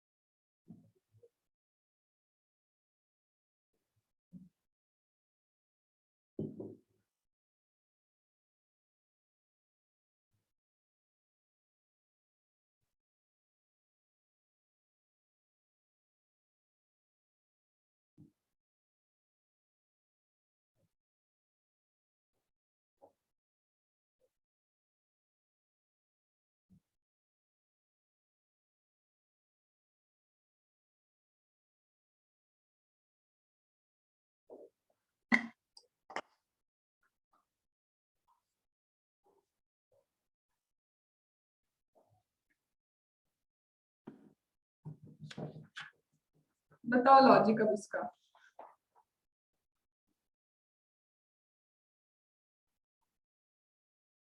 कौन बता सकता है इसका लॉजिक क्या है? कि मैम यहाँ पे तो ऐसा लिखा है 1000 शेयर्स आप सेल करते हो तो 1000 शेयर कितने में सेल किया आपने? 120 का पर, तो हो गया 1,20,000 माइनस कॉस्ट ऑफ एक्विजिशन कितना है? माइनस कॉस्ट ऑफ एक्विजिशन 200 में हमने खरीदे थे, 80,000 का लॉस तो यहाँ पे भी आ रहा है। अब बताओ ये 80,000 का loss set off carry forward तो नहीं कर सकते, तो क्या करोगे? इसको भी cost of acquisition of bonus shares लगाओगे। बट यहाँ पे क्या लिखा है? ये जो कॉस्ट ऑफ एक्विजिशन है वो 300 बोनस शेयर्स का है, वो 300 क्यों लिखा? कहीं वो गलत लिखा है या कि कोई लॉजिक है? Ma'am original shares and bonus shares same day transfer किए।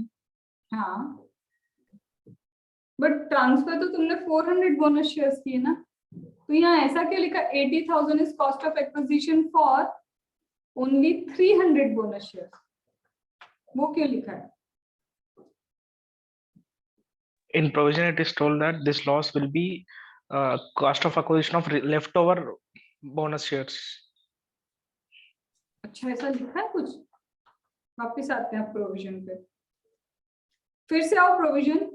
The loss so ignored shall be deemed to be cost of acquisition। इतना तो पढ़ लिया था मैम कि loss that we have ignored it is cost of acquisition of bonus shares और security. अभी के लिए बोनस इसलिए बोल रही हूँ क्योंकि हम बोनस शेयर्स पे बात कर रहे हैं। तो ये कॉस्ट ऑफ एक्विजिशन है बोनस शेयर्स और security which are left out. 400 तो आपने सेल कर दिए मैम, तो बचा कुछ आपके सिर्फ 300 बोनस शेयर्स है, तो 300 बोनस शेयर्स के लिए लिखा हुआ है। तो एक वर्ड अगर अपन ने नहीं समझा तो वो क्या करोगे? वहां पे क्या लिख के आ रहोगे? 400 बोनस शेयर्स या 700 बोनस शेयर्स का ही कॉस्ट ऑफ एक्विजिशन है? नहीं, उसने लिखा है व्हाट इज लेफ्ट आउट। अब तुमको याद रहेगा कि this is cost of acquisition for left out bonus. तो अब हाईलाइट किसको करो? Main word left out. आया? फिर आगे का एक क्वेश्चन और इसमें है, तो मैम इसका क्या लिखा था हमने? इसका हो जाएगा सबसे पहले आपने बोला था कितना 1000 शेयर सेल किए 120 में, यस। आपने एक्वायर किया था इनको 200 में, यस। 80,000 का आपका हो गया लॉस। अभी 400 बोनस शेयर्स आपने सेल किए 120 के। मैम इसका कोई कॉस्ट ऑफ एक्विजिशन नहीं है, क्यों? क्योंकि सोल्ड आउट का कॉस्ट ऑफ एक्विजिशन नहीं बोला है। यहाँ तो आपको क्या आएगा? Sales price, cost of acquisition nil, तो ये आपका ओवरऑल 48,000 का गेन। बट ये 80,000 will be cost of acquisition for left out bonus share. Got it? अब और एक क्वेश्चन दिया है। अब क्या क्वेश्चन दिया है? फिर से यही मिस्टर एक्स, अब इन्होंने फिर से ट्रांसफर किया। Now he is transferring again 1000 share plus अरे 700 बोनस शेयर्स ऑल्सो। जल्दी से कैलकुलेट कर लो। सेम डेट पे, कौन सी डेट पे? 14/2/23 he transferred both the shares. Original तो किए ही किए, साथ में बोनस शेयर भी ट्रांसफर कर लिए। अब क्या करूं? 84,000 गेन आ जाएगा सीधा। गेन होगा 84,000? Yes ma'am. किस पे होगा? Bonus. बोनस शेयर्स पे। बोनस पे Shares गेन में। होगा मैम, तो ओरिजिनल क्या पे तुम ये लॉस कहना होगा। चाहते हो कि मैम यहाँ पे जो लॉस हुआ होगा ना ओरिजिनल को शेयर का, ओरिजिनल का, it can not be cost of acquisition for 700 now. क्यों? क्योंकि लेफ्ट आउट बोला था। अब उसके पास लेफ्ट आउट तो कुछ भी नहीं है, तो किसका कॉस्ट ऑफ एक्विजिशन बनाओगे? Are you getting? Done? So this is your bonus stripping, and in your bonus stripping this is important. बोलने के लिए इसलिए इजी बोला था क्योंकि जैसे मैं जब बोल देती ना बहुत टफ है, तो वो एक अलग ही पता नहीं तुम्हारे लिए टफ हो जाता है। वो नहीं भी होता, तुम टफ सोचते हो उसको। ठीक है, तो मैम क्या एक क्विक रिवीजन होना चाहिए इसका 101% अलॉन्ग विद क्वेश्चन होना चाहिए। मैम सबसे पहले बोला कि बोनस स्ट्रिपिंग। बोनस स्ट्रिपिंग का मतलब है if a person acquire within 3 months prior to the record date any unit और सिक्योरिटी, ठीक है, and sell that unit or security within 9 months from the record date, but sale is original units have been sold. So whatever loss he incurs on original unit cannot be set off or carry forward, but that loss will be considered as the cost of acquisition of those bonus units that are left out. ठीक है? In such a case, suppose 1000 units have been purchased for 200 rupees. Example को recall करो. 1000 units have been purchased for 200 rupees, and now that person got 700 bonus shares. ठीक है, 700 bonus shares, वो सारे comply हो रही है कंडीशन कि रिकॉर्ड डेट पे मिल रहा है और वो सब कुछ. Now he sells within 9 months original shares. तो whatever loss he has incurred on original share, that will be the cost of acquisition for entire 700 bonus share. मेरे नेक्स्ट एग्जांपल में ही सोल्ड कितना, he sold bonus shares. पहले original share sell कर दिए, बाद में bonus share sell कर रहा है. 9 महीने बाद, 9 मंथ्स बाद he is selling bonus share. वो 700, 300 पहले सेल की, फिर 400 सेल की. उससे कोई मतलब नहीं है. Proportionate I will give the cost of acquisition now. याद आया वो एग्जांपल. फिर तीसरे में क्या था मैम? तीसरे में ये था कि अगेन ओरिजिनल भी he is selling and 400 bonus he is selling. तो ओरिजिनल का जो भी लॉस होगा, दैट इज, अभी क्या था मेरा 80,000 का लॉस था. 80,000 का loss is now cost of acquisition only for 300 bonus share. क्यों? क्योंकि लेफ्ट आउट बोनस शेयर सिर्फ 300 है. एंड माय लास्ट एग्जांपल सब कुछ सेल कर दिया, ओरिजिनल बोनस. तो अब कॉस्ट ऑफ एक्विजिशन किसी का नहीं बन सकता. जो set of and carry forward of loss है वो होगा या नहीं होगा. जितना आपस में तुम सेट ऑफ कर सकते हो कर लो, आगे कुछ नहीं होगा. Got it? डन. अब मैम क्या लिखा है? Bond washing. बॉन्ड वॉशिंग एक बार पढ़ने जैसा है, उसको भी कर लेते हैं. ज्यादा important was bonus stripping. Bonus stripping तो स्टार मार्क किसको करके रखो? बोनस स्ट्रिपिंग को for the purpose of exam.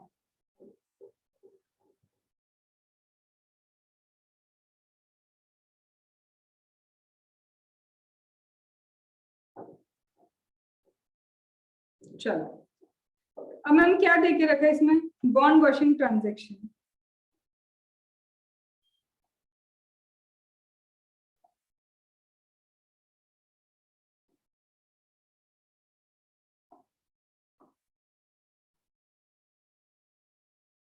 अभी बॉन्ड वॉशिंग ट्रांजैक्शन में क्या है? बॉन्ड वॉशिंग ट्रांजैक्शन बोलता है owner of any security.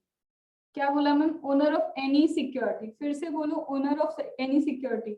Ma'am रुको ना, ये भी लिखो, ओनर ऑफ एनी सिक्योरिटी और यूनिट. बोलो, लिखूं ऐसा? ओनर ऑफ एनी सिक्योरिटी और यूनिट. बोलो, लिखूं? नहीं लिखो.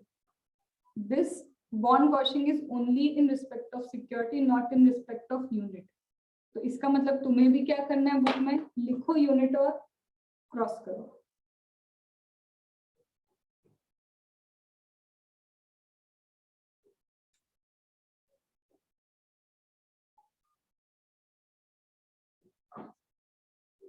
डन. देन तो मैम बोलते हैं owner of any security sales. ये भाई साहब क्या कर रहे हैं? सेलिंग कर रहे हैं. ओके, क्या सेल कर रहे हैं? Sale before due date of interest. इसको पता है एक चीज कि इंटरेस्ट मिलने वाला है 15 जुलाई को. उसने सोचा थोड़े दिन पहले इसको क्या कर देता हूँ, ट्रांसफर या सेल कर देता हूँ, सो दैट ये जो इनकम मुझे मिलेगी ना, मेरे हेड में नहीं आएगी, मेरी इनकम में क्लब नहीं होगी, और क्या होगा, किसी ऐसे को ट्रांसफर करता हूँ जिसकी 2,50,000 के अंदर इनकम है. Are you getting? तो इससे क्या होगा? इनकम का डाइवर्जन हो सकता है मेरे. तो बोलता है कि सपोज तुमने रिकॉर्ड डेट से पहले, इंटरेस्ट की रिकॉर्ड डेट से पहले तुमने क्या कर दिया? सेल कर दिया इन यूनिट्स को, और फिर उसको वापस बायबैक भी कर रहे हो after due date. After due date क्या करते हो? तुम उसको बायबैक कर रहे हो. अगर तुम ये पर्पसली कर रहे हो ना, तो if you are doing this purposely, तो वो क्या बोलता है कि ये जो तुम्हारी इनकम है ना यहाँ पे, जो किसी और को मिल रही है, this is deemed to be your income. अगर ये पर्पसली है टू अवॉइड द टैक्स, अगर ये टैक्स अवॉइड करने के लिए हुआ है, तो दिस इज योर इनकम. इतना सा प्रोविजन है. मैम कुछ टाइम लिमिट दिया है? नहीं दिया. जस्ट पहले पहले, अब वो पहला मैं क्या मानूं उसको, मुझे भी नहीं पता, बट पहले तो वो बोलता है where the owner of security sells or transfer the asset before the due date and buy back the security after due date, the resulting transaction is that any interest जो बिकम पेबल या receivable deemed to be the income of transfer, ये इसी की ही income मानी जाएगी, इन भाई साहब की इनकम रहेगी। बट वो बोलते रुको, अगर कभी भी लास्ट 3 इयर्स में कभी ऐसा कुछ हुआ ही नहीं, तुम ऐसे सेल परचेस करते रहते हो, होता रहता है तुमसे, तुम अच्छे इन्वेस्टर हो, सेल परचेस होता है लास्ट 3 इयर्स में। सेकेंड नंबर, ये कोई टैक्स अवॉइडेंस का नहीं था, ये कोई सिस्टमैटिक प्लानिंग नहीं थी हमारी, और लास्ट 3 इयर्स में ऐसा कभी तुमने कुछ किया भी नहीं है, मतलब तुम्हारा लास्ट 3 इयर्स का रिकॉर्ड बहुत क्लीन है। या तो तब, या फिर दिख रहा है कि ऐसा कुछ हुआ भी है लेकिन अवॉइडेंस ऑफ टैक्स नहीं हुआ, मतलब इसकी खुद की जो इनकम है ना वो 2,50,000 से कम है, तो ये क्या टैक्स अवॉइड करेगा। Already the total income is under basic exemption limit, फिर भी इसने ट्रांसफर किया, तो purpose was not avoidance of tax. या फिर लास्ट 3 इयर्स में क्लीन चिट हो तुम, कुछ भी गड़बड़ नहीं किए तुमने, तो इन सच ए केस हम मानेंगे भैया ये नहीं है बॉन्ड वॉशिंग ट्रांजेक्शन, ये तुम्हारा क्या है, बॉन्ड वॉशिंग ट्रांजेक्शन नहीं है। जल्दी से इसको बस एक रस्म अदा करने के लिए बोलते हैं ना, पढ़ना है, एक बार रीड कर लो, इससे ज्यादा इंपॉर्टेंट नहीं है। चलो निभाओ रस्म। हम लास्ट 3 इयर्स में कोई मतलब अवॉइडेंस नहीं किया और इस ईयर में कर दिया, तो वो माना जाएगा बॉन्ड वॉशिंग नहीं है। नहीं, क्योंकि लास्ट 3 इयर्स तुम्हारे क्लीन थे। बट यहाँ पे एक और चीज ये कि अगर इस साल प्रूफ हो गया कि तुमने तो ये टैक्स अवॉइडेंस के लिए किया, तुम एक चीज नोटिस करो, about sections is not applicable if, ये एंड वाली कंडीशन ही नहीं है। आर यू गेटिंग चिराग, यहाँ एंड की कंडीशन नहीं, वो सिर्फ बता रहा है अवॉइडेंस हुआ ही नहीं, या फिर पिछले 3 सालों में कभी ऐसा कुछ हुआ नहीं, अचानक से बस इस बार हुआ लेकिन हमने प्लानिंग नहीं की थी। वो बता रहा है मेरी कोई प्लानिंग नहीं थी, बस ऐसे नॉर्मली हुआ मुझसे, और फिर उसका 3 साल का रिकॉर्ड भी चेक करेंगे, हाँ सही था तो इस बार छोड़ सकते हो ऐसा। तो ही हैज टू प्रूव कि वो जेन्युइन है। मैम ये प्रोविजन है इस अब्दुल आवाज नहीं आ रही तुम्हारी, फिर से बोलो, ये प्रोविजन तक आवाज आई बस। इस provision it seems to be look like, ये प्रोविजन पता है सब्जेक्टिव है बहुत। अब अगर एओ बड़ा अच्छा दोस्त है तो वो बोलेगा कि हाँ भैया पिछले 3 साल में भी कुछ नहीं हुआ, कुछ नहीं, तो ये नॉर्मल प्रोविजन, इस पे कोई ज्यादा तुम्हारा दिमाग भी नहीं लगाने का, ठीक है। लास्ट इंटरेस्ट स्ट्रिपिंग ट्रांजैक्शन पे आते जल्दी से, अगर तुम्हारा हो जाए रीडिंग तो।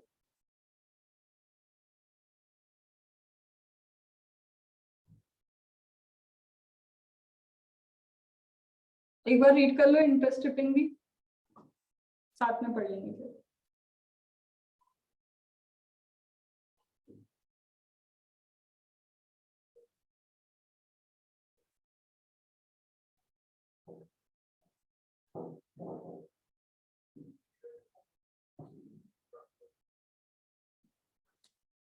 करें, इंटरेस्ट स्ट्रिपिंग स्टार्ट कर दें।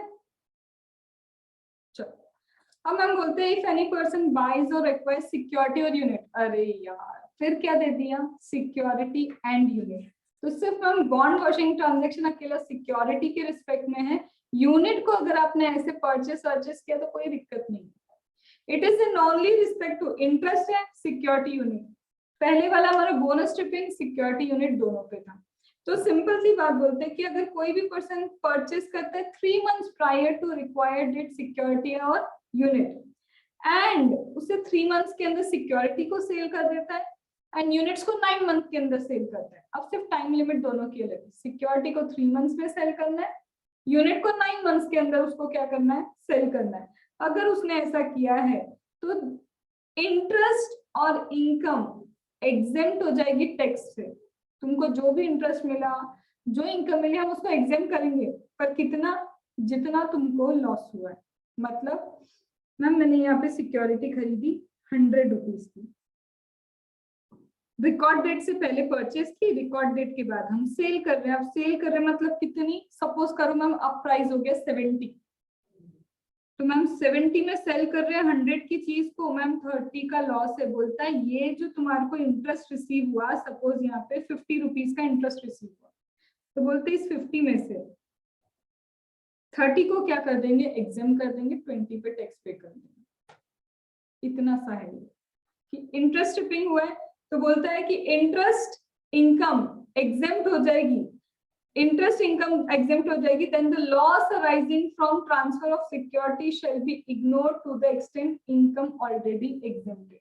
वो बोलता है कि ये सिंपल सी बात बोलता है, तुम्हें कितना मिला, तुमने 100 रुपीज की सिक्योरिटी खरीदी, सेल किया उसको 70 में, तो मैम सबसे पहले इन सबको छोड़ो, ये बताओ कि कितना लॉस हुआ। तो मैम 100 में खरीदा था, 70 में सेल किया, 30 का लॉस हुआ। यहाँ पे तुमको कितना इंटरेस्ट मिला, 50 रुपीज का इंटरेस्ट मिला, ठीक है। तो बोलते हैं इंटरेस्ट और इनकम एग्जाम कर देंगे, इसको हम क्या करते हैं, एग्जाम कर देंगे, ठीक है। अभी इतना ही पढ़ा मैंने कि ये 50 रुपीज को हम एग्जाम कर देंगे। लॉस राइजिंग फ्रॉम सच, अगर वो बोलता है ये इंटरेस्ट तुम्हारा एग्जाम हुआ है, तो ये जो जितना भी तुमको लॉस हुआ ना, इस लॉस को हम इग्नोर करेंगे। The provision is like that कि सपोज तुमने इंटरेस्ट स्ट्रिपिंग किया, तो तुम बोल रहे हो कि इंटरेस्ट अगर किसी कंडीशन में कुछ एग्जेम्प्ट होता है, तो फिर लॉस को हम क्या करेंगे, इग्नोर करेंगे। कोई एक बेनिफिट ले सकते हैं। अगर हम लॉस तुमको सेट ऑफ करने देते, तो इंटरेस्ट का क्या नहीं देते, एग्जेम्पशन नहीं देते। तो ऑलरेडी जब तुम्हारी इंटरेस्ट इनकम एग्जेम्प्ट है, फिर तुम चाहते हो कि लॉस भी जो हुआ है वो भी लॉस क्लेम कर लो, तो उतना लॉस क्लेम करने को नहीं मिलेगा। तो बोलता है कि जितना एक्सटेंट ऑफ लॉस है उसको इग्नोर कर देंगे to the extent income has been exempt. मतलब मैं इस केस में 50 इंटरेस्ट मिला और 30 का लॉस है, तो समझो क्या, लॉस 30 का है, 50 पूरा ही एग्जेम्प्ट हो चुका है, तो लॉस को पूरा की पूरा ignore. Case number 2, ma'am suppose करो 70 का इंटरेस्ट रिसीव हुआ, ठीक है, कितना, 70 का इंटरेस्ट रिसीव हुआ और 80 का लॉस है मेरा, तो 70 तक तो एग्जेम्पशन, तो तुम्हारा इधर भी इग्नोर कितना होगा लॉस, 70, 10 का लॉस तुमको क्लेम करने को मिल जाएगा। तो जितना इधर एग्जेम्प्ट हुआ है उतना लॉस यहाँ पे हम क्या करेंगे, इग्नोर। उसके ऊपर if you have any losses, उसको सेट ऑफ कैरी फॉरवर्ड करते रहो। Is it important? I would say bonus stripping से ज्यादा कुछ भी इम्पोर्टेंट नहीं है, ठीक है। तो स्टार मार्क किसको करो, बोनस स्ट्रिपिंग। इसके बाद मैम ये क्या दिख रहा है, taxation of dividend we have already covered, but amendment ये है टैक्सेशन ऑफ डिविडेंड में that we have covered 115BBD करके एक सेक्शन था फॉरेन कंपनी का, तो इन्होंने 115BBD को क्या कर दिया, डिलीट। तो इसका मतलब जब हम डिविडेंड पढ़े थे उसमें हमने 115BBD का रेफरेंस ले लिया था 80M सेक्शन में। अब वो वैसा कुछ भी नहीं है, because the entire section has been deleted. तो जब तुम लोग भी करोगे तो तुम्हारे लिए खुशी जो भी हो, इतने पूरे समंदर में से एक छोटी सी चींटी बाहर हो गई, ठीक है। तो 115BBD हैज बीन डिलीटेड, उसमें मैं इतनी खुशी हो रही है, आप क्या बात कर रहे हो, कुछ तो कम पढ़ने को मिला, ठीक है। नाउ कम टू 1-2 मिनट का ब्रेक किया, लिक्विडेशन करवा दूं, एक पेज का है, मतलब शुरू होगा उससे पहले तो खत्म हो जाएगा वो बेचारा। तो 2 मिनट का ब्रेक ले लो और लिक्विडेशन भी करना, सिर्फ 2 मिनट्स का ब्रेक।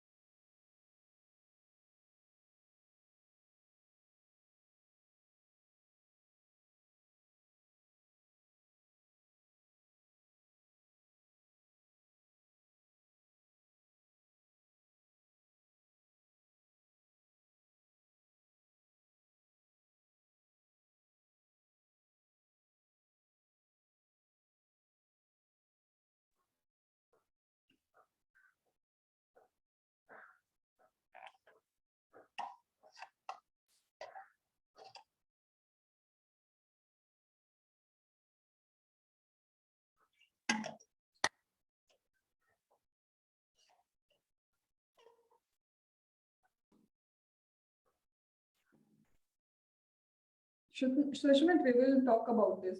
जैसे ही खत्म कर लेंगे ना, you can. चलो आ जाओ सब लोग.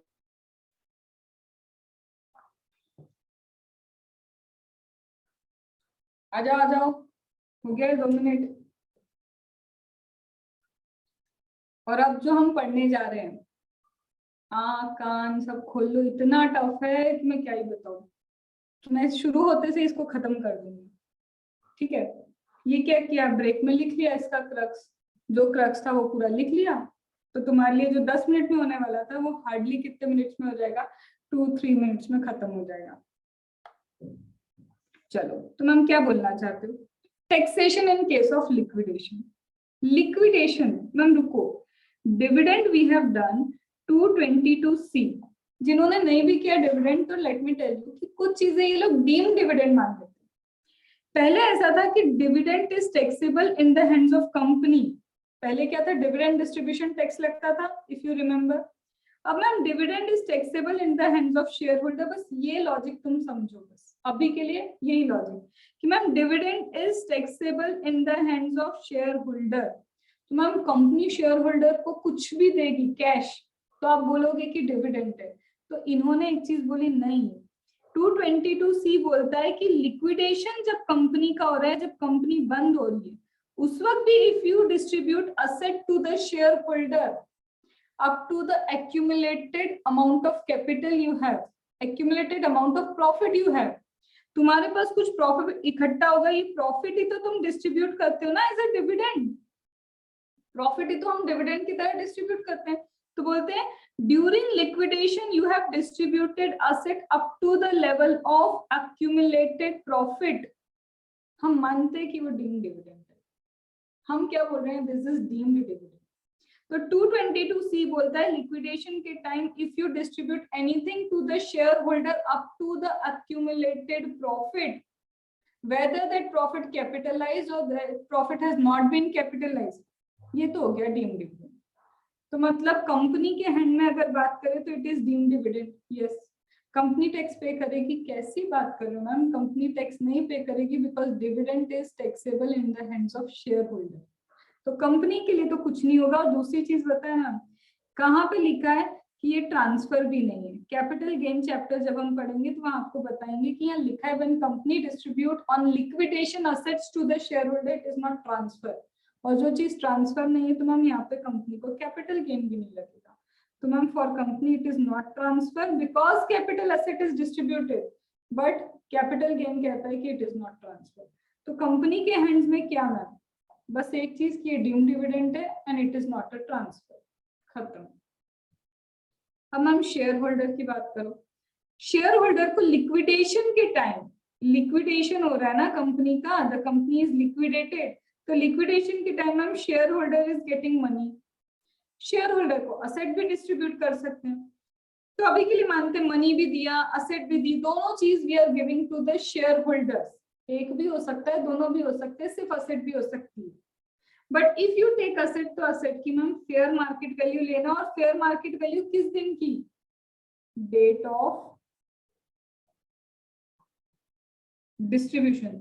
The day when you are distributing this asset, उस डेट ऑफ डिस्ट्रीब्यूशन की फेयर मार्केट वैल्यू लेना. तो ये total value receive by the share holder. But ma'am इसको हम बोल दें कैपिटल गेन पूरा हो जाएगा. अरे कैसी बात कर रहे हो, रुको अभी थोड़ी ना. सिर्फ इतना value they have got, but dividend pay तो मैम वो अलग से टैक्स पे कर रहा है ना शेयर होल्डर. बिकॉज कुछ चीजें क्या है मैम, डीम डिविडेंड है. और जो डीम डिविडेंड है तो शेयर होल्डर उस पर टैक्स पे कर दिया होगा इनकम फ्रॉम अदर सोर्स में. तो मैम ये जो जितना भी टोटल है उसमें सबसे पहले तो मैम डीम डिविडेंड हटा दो. अब ये जो है ओवरऑल फेयर वैल्यूज को ये मिली. But ma'am it is not transfer. Not transfer तो अभी कैपिटल गेन नहीं आएगा. डिविडेंड जितना माना था डिविडेंड पे तो it would have paid income from other source में. उसने जो डिविडेंड डिस्ट्रीब्यूशन का टैक्स होना चाहिए था शेयर होल्डर ने पे कर दिया. बचा कुचा ये है जिसपे he has not paid that. उसने क्या किया, कुछ पे नहीं किया. अब सपोज मैम इस असेट को वो सेल करेगा, तो सेल्स माइनस ये जो कॉस्ट ऑफ एक्विजिशन है ये बन जाएगी उसकी कैपिटल गेन या फिर कैपिटल लॉस. तो ये sales price minus cost of acquisition या तो गेन बन जाएगा या फिर उसका क्या हो जाएगा, लॉस हो जाएगा। मेरे को बस एक चीज बता दो मैम, लॉस होगा क्या यहाँ पे, कि सिर्फ गेन ही रहेगा? कहानी सिर्फ इतनी, शेयर होल्डर को जो मिला ये रहा टोटल, और इसमें से जो डिविडेंड कंसिडर किया उसको मैंने साइड हटा दिया कि this is considered as dividend, ये साइड हट गया। अब अगर मैं इन एसेट्स को सेल करती हूँ, sales minus cost of acquisition, क्या कभी भी long term capital gain, short term capital gain कोई लॉस हो सकता है क्या? मैम पॉसिबल हो सकती है मैम, एसेट आके fair market valuation cost of acquisition may be might be up might be down. अब यहाँ पे तो देखो क्या लिखा है, short term capital gain, long term capital gain, loss का तो फंडा ही नहीं लिखा लिक्विडेशन में, इन the hands of share holder, कहीं गलत तो नहीं है? सॉरी मैम, ये ट्रांसफर ही नहीं है, ये एसेट ही नहीं है, ट्रीट किए थे तो already shareholder is getting something as dividend, वो उसने एक्वायर थोड़ी ना करा था, that is already a dividend, उसको तो ऑलरेडी मिला है, मनी मिला, शेयर मिला, सारी चीजें उसको मिली हुई है। तो या तो उसको शॉर्ट टर्म गेन होगा आगे चल के बेचने पे, या फिर क्या होगा, उसको लॉन्ग टर्म गेन ही होगा। अगर after 2 years he would be selling, it would be long term, छोटे में बेचा तो it would be short term. Understood?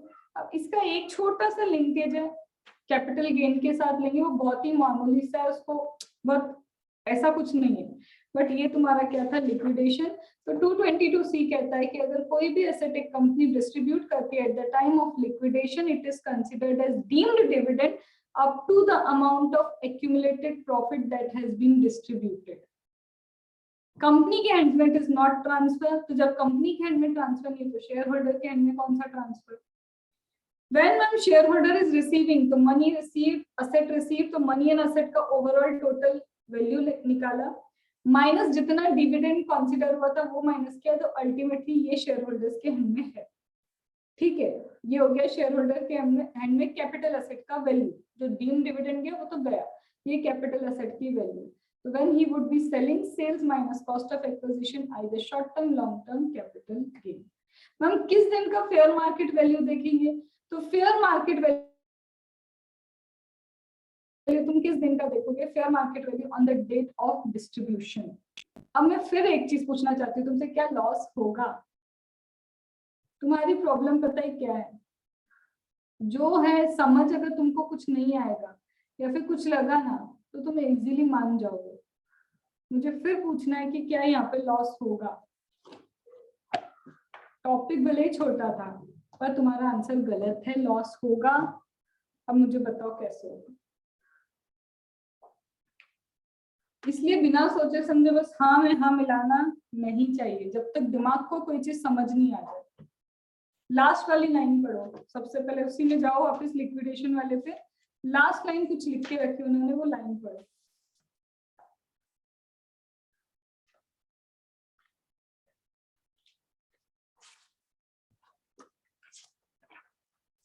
Cost of acquisition of assets received under liquidation is fair market value of such asset on date of distribution. यहाँ तो cost of acquisition क्या बोल रहा है?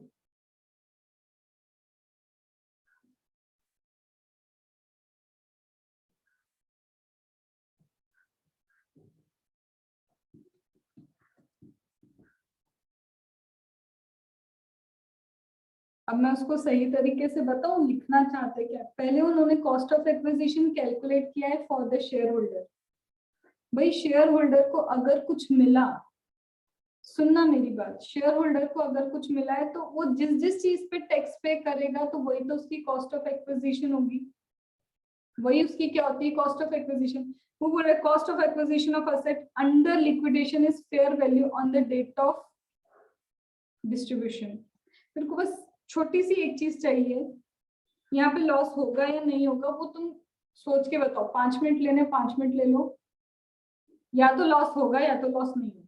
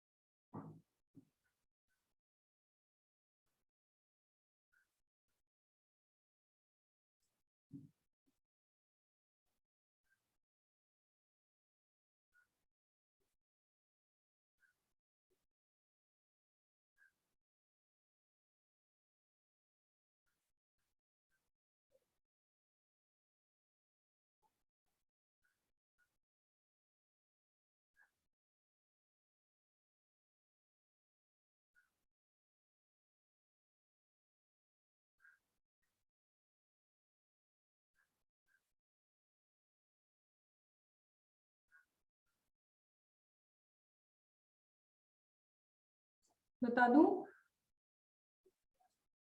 हाँ मैम, वो बचपन में बोलते थे मैम खुटी, आप बोल दो सबसे पहले द वे। हाँ, कोई बोलना चाहता है, बोलो जल्दी बोलो।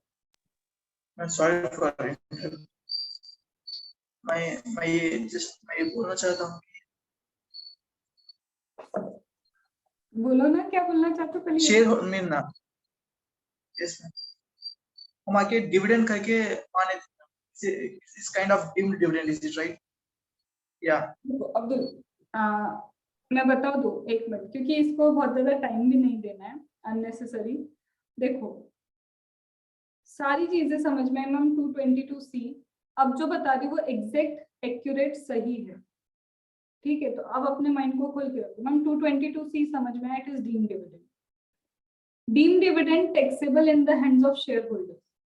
वो हो गया कि वो शेयर होल्डर्स के हैंड में अदर सेक्शन में टैक्सेबल है। मैम ये कंपनी है, सपोज करो ये कंपनी लिक्विडेट हो रही है, मेरी ये कंपनी लिक्विडेट हो रही है और मैं शेयर होल्डर हूँ, तो ma'am company giving money income from other source for me. Ma'am company giving any asset का fair value is income for me. दोनों ही तरह से ये तो मैम इनकम ही है आपके लिए। और इस इनकम पे सपोज आपको असेट मिला, असेट कौन सी मिल गई? लेट्स से मैम ये कंपनी ने आपको असेट दी, ये असेट का फेयर मार्केट वैल्यू लिया आपने, मनी लिया, ये टोटल आपको मिल गया किससे? कंपनी से, राइट? अब मैम इस पे आप क्या करोगे? टैक्स पे कर दोगे, करना ही पड़ेगा because it is gain for you. Ma'am ये आपके लिए क्या है? गेन है, इस पे तो आपको टैक्स पे करना पड़ेगा। फिर वो 222C वाला माइनस क्यों किया डीम्ड डिविडेंड? क्योंकि अदर सेक्शन में उस पे टैक्स पे करना है। ये तो हो गया, ये गेन है, इस पे टैक्स पे करोगे, बात ही खत्म हो गई बस। अब मैम शेयर्स भी तो है आपके पास, सपोज यहाँ पे आपको जो भी मिला, ये एसेट को कभी आप सेल करने जा रहे हो, मैं अब क्या कर रही हूँ? अभी तो गेन मैंने टैक्स वैक्स भर दिया इस पे, राइट? अब इस एसेट को जब मैं सेल करने जाऊंगी तो जिस पे मैंने टैक्स पे किया वो मेरा कॉस्ट ऑफ एक्विजिशन हो गया। सेल जब भी करने जाऊंगी, सेल्स प्राइस माइनस में कॉस्ट ऑफ एक्विजिशन, क्यों नहीं लॉस हो सकता है? सादी सिंपल सी बात है। जो तुम्हें मिला कंपनी से उस पे तो 101% गेन है, वो तो है ही तुम्हारा गेन, उसमें लॉस कैसी बात होगी? Because company at the liquidation paying something to you, it is gain. But ma'am इतना सा एक डिटेल बता दो, वो डिविडेंड क्यों माइनस किया? एक रीजन तो अदर वाला मैंने क्या बताया कि अदर सेक्शन है। अब थोड़ा सा मैं और प्रिसाइज चली जाती हूँ उसके अंदर, सिर्फ वही रीजन नहीं है, एक रीजन और है। मैम वो आपने वर्ड नोटिस नहीं किया, कौन सा? Up to the extent of accumulated profit. मतलब मैम ये देखो, ये क्या है? यहाँ पे ये कंपनी है, कंपनी का लेट से मैं मान के चलती हूँ कि एक्यूमुलेटेड लॉसेस सपोज कर लेते हैं, ये company 10 crore is the accumulated losses. Company ma'am पता है क्या करी? ये शेयर होल्डर्स जो है, ये एक ही शेयर होल्डर है, सपोज कंपनी का एक ही शेयर होल्डर है, सपोज। एक्यूमुलेटेड प्रॉफिट कितना है मैम कंपनी के पास? एक्यूमुलेटेड प्रॉफिट ही तो मैम डिविडेंड की तरह डिस्ट्रीब्यूट होता है, हाँ। तो मैम एक्यूमुलेटेड प्रॉफिट इसके पास 10 करोड़ है, बट कंपनी पता है क्या करी? शेयर होल्डर को 12 करोड़ डिस्ट्रीब्यूट कर रही। तो मैम 12 करोड़ में से 10 करोड़ इज डिविडेंड, 10 करोड़ क्या डिविडेंड है, बाकी का बचा 2 करोड़ क्या है? बाकी का बचा 2 करोड़ अलग गेन है। तो यहाँ पे वही बोल रहा है कि वो जो माइनस किया ना 222C हमने 10 करोड़ तो एज ए डिविडेंड कंसीडर कर लिया up to the extent of accumulated profit, इसलिए -222C उसने दिखाया है कि उसको हटाओ, उसको तो ऑलरेडी डिविडेंड कंसीडर कर चुके हैं, तो डिविडेंड अलग से टैक्स करना, बाकी का ये बचा, ये तो तुम्हारा गेन है, इस पे टैक्स पे करो, अंडरस्टूड? और फिर जब तुम एक्चुअल में इन असेट्स को सेल करोगे तो वही कॉस्ट ऑफ एक्विजिशन माइनस होगा, सिंपल सा था। आया समझ में? डन? क्या इसको फोकस करना है एग्जाम के लिए? सी कैटेगरी, बट एक बार फोकस करना, क्योंकि इंस्टीट्यूट जब भी टफ पेपर बनाता है ना, इसकी आदत है ये ऐसे टॉपिक्स लेता है जो तुम छोड़ के जाते हो, कभी भी आउट ऑफ बॉक्स कुछ नहीं आता, बट वो ऐसी चीजें आती है जो तुम जनरली क्या करते हो? छोड़ के जाते हो। तो for that reason you should not, at least याद सब होना चाहिए।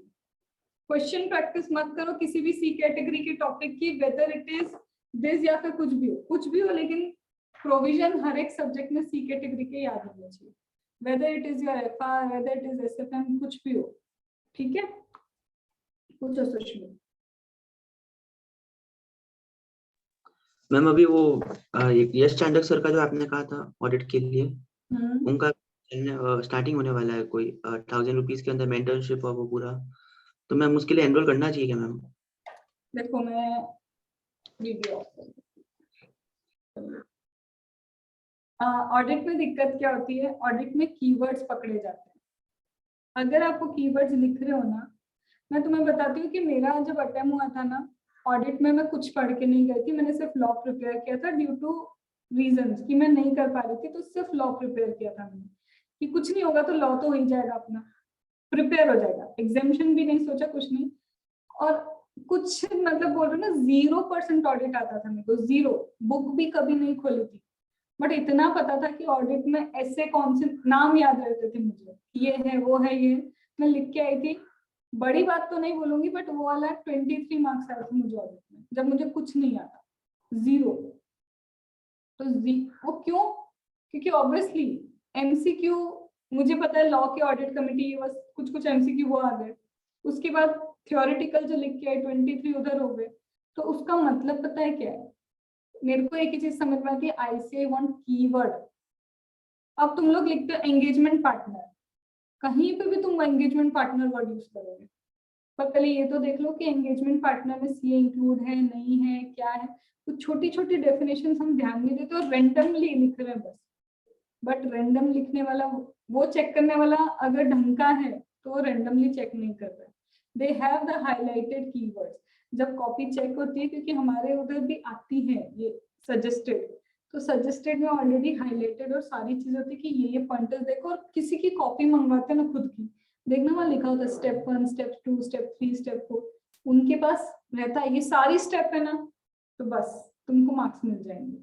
तो ऑडिट में भी ये है कि वो कीवर्ड्स पे बहुत ज्यादा फोकस करते हैं। सेकंड चीज इंटरलिंकेज, जैसे कहीं ऑडिट में कुछ लिखा है तो ऑल्सो फोकस, कहीं इंडेस में तो कुछ तो नहीं है उसके बारे में, क्योंकि ऑडिट में इंडेस के डिस्क्लोजर्स काम आते, पूरा इंडेस काम नहीं आ रहा है।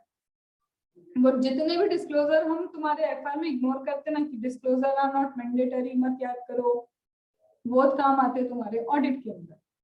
तो तुम कभी पढ़ना ढंग से answer, as per the disclosure requirements of India 18, वो क्लियर लिखते हैं ऑडिट में ये चीज। तो audit is all about linkage.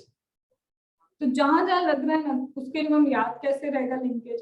सबसे पहले एक काम करो ना, छोटा सा टास्क लो कि मैम ऑडिट में 550 रिलेटेड पार्टी, इंडेस में कौन सा है वो लिख लिया, कहीं मैम रिलेटेड पार्टी कारों में कहीं पे कुछ तो नहीं दिया मुझे, तो ये छोटा सा एक बना के रख लो। तो तुम्हें पता होगा कि कभी किसी क्वेश्चन में बोला रिपोर्ट ऑन दिस, सिर्फ रिपोर्ट बोला तो मतलब सब कुछ लिखना है, सिर्फ बोला कारों की रिपोर्टिंग देनी तो सब भूल जाना, सिर्फ फिर कारों पे ही फोकस करना। तो ऐसे छोटी छोटी माइन्यूट सी चीजें जो तुम आपको क्या इम्प्रोवाइज करवा देंगी चीजें, तो ऑडिट में मार्किंग तब आती। तो मुझे लगता है जब मेरे को 0 आते थे, बट मुझे सिर्फ लिंकेज पता होती थी, क्योंकि मेरी आदत है, लॉ है तो थोड़ा सा लिंक पढ़ लो, मेरी हमेशा से आदत थी। तो आई कैन से कि 0 पे अगर आप जाके 23 ला रहे हो तो मतलब आपको समझ में आ रहा है कि आईसीए को क्या चाहिए।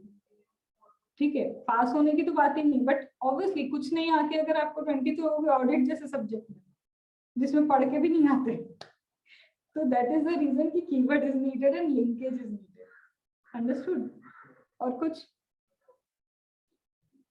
तो फिर मैम मैं फिर क्या करूं ma'am? I should go with, पहले YouTube पे जाओ, एक लेक्चर जो भी है शेड्यूल तो तुम्हारे पास है, उसमें शेड्यूल भी डाला हुआ है, you have that schedule also, वो एक फर्स्ट वाला लेक्चर उठा लो।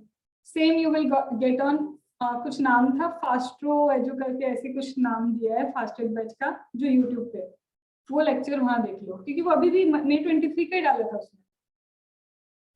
ठीक है, तो वो देख लो एक बार, अगर तुम्हें लग रहा है, क्योंकि वही चीज वो क्लास में पढ़ाने वाला है, अगर लग रहा है समझ में आ रहा है और मुझे थोड़ा भी लर्न हो रहा है, तो 101% जाओ उस बैच के लिए, क्योंकि तुम्हें टेस्ट सीरीज और चेकिंग भी मिल जाएगी, फैकल्टी से कांटेक्ट भी मिल जाएगा कि पूछ सकते हैं, कर सकते हैं वैसा करके। ठीक है, तो you can do that, but पहले यूट्यूब पे जाओ, नहीं तो टाइम वेस्ट नहीं हो जाए। ठीक है, नहीं मैम आप एक बार रिकॉर्डिंग बंद कर देते हैं ना,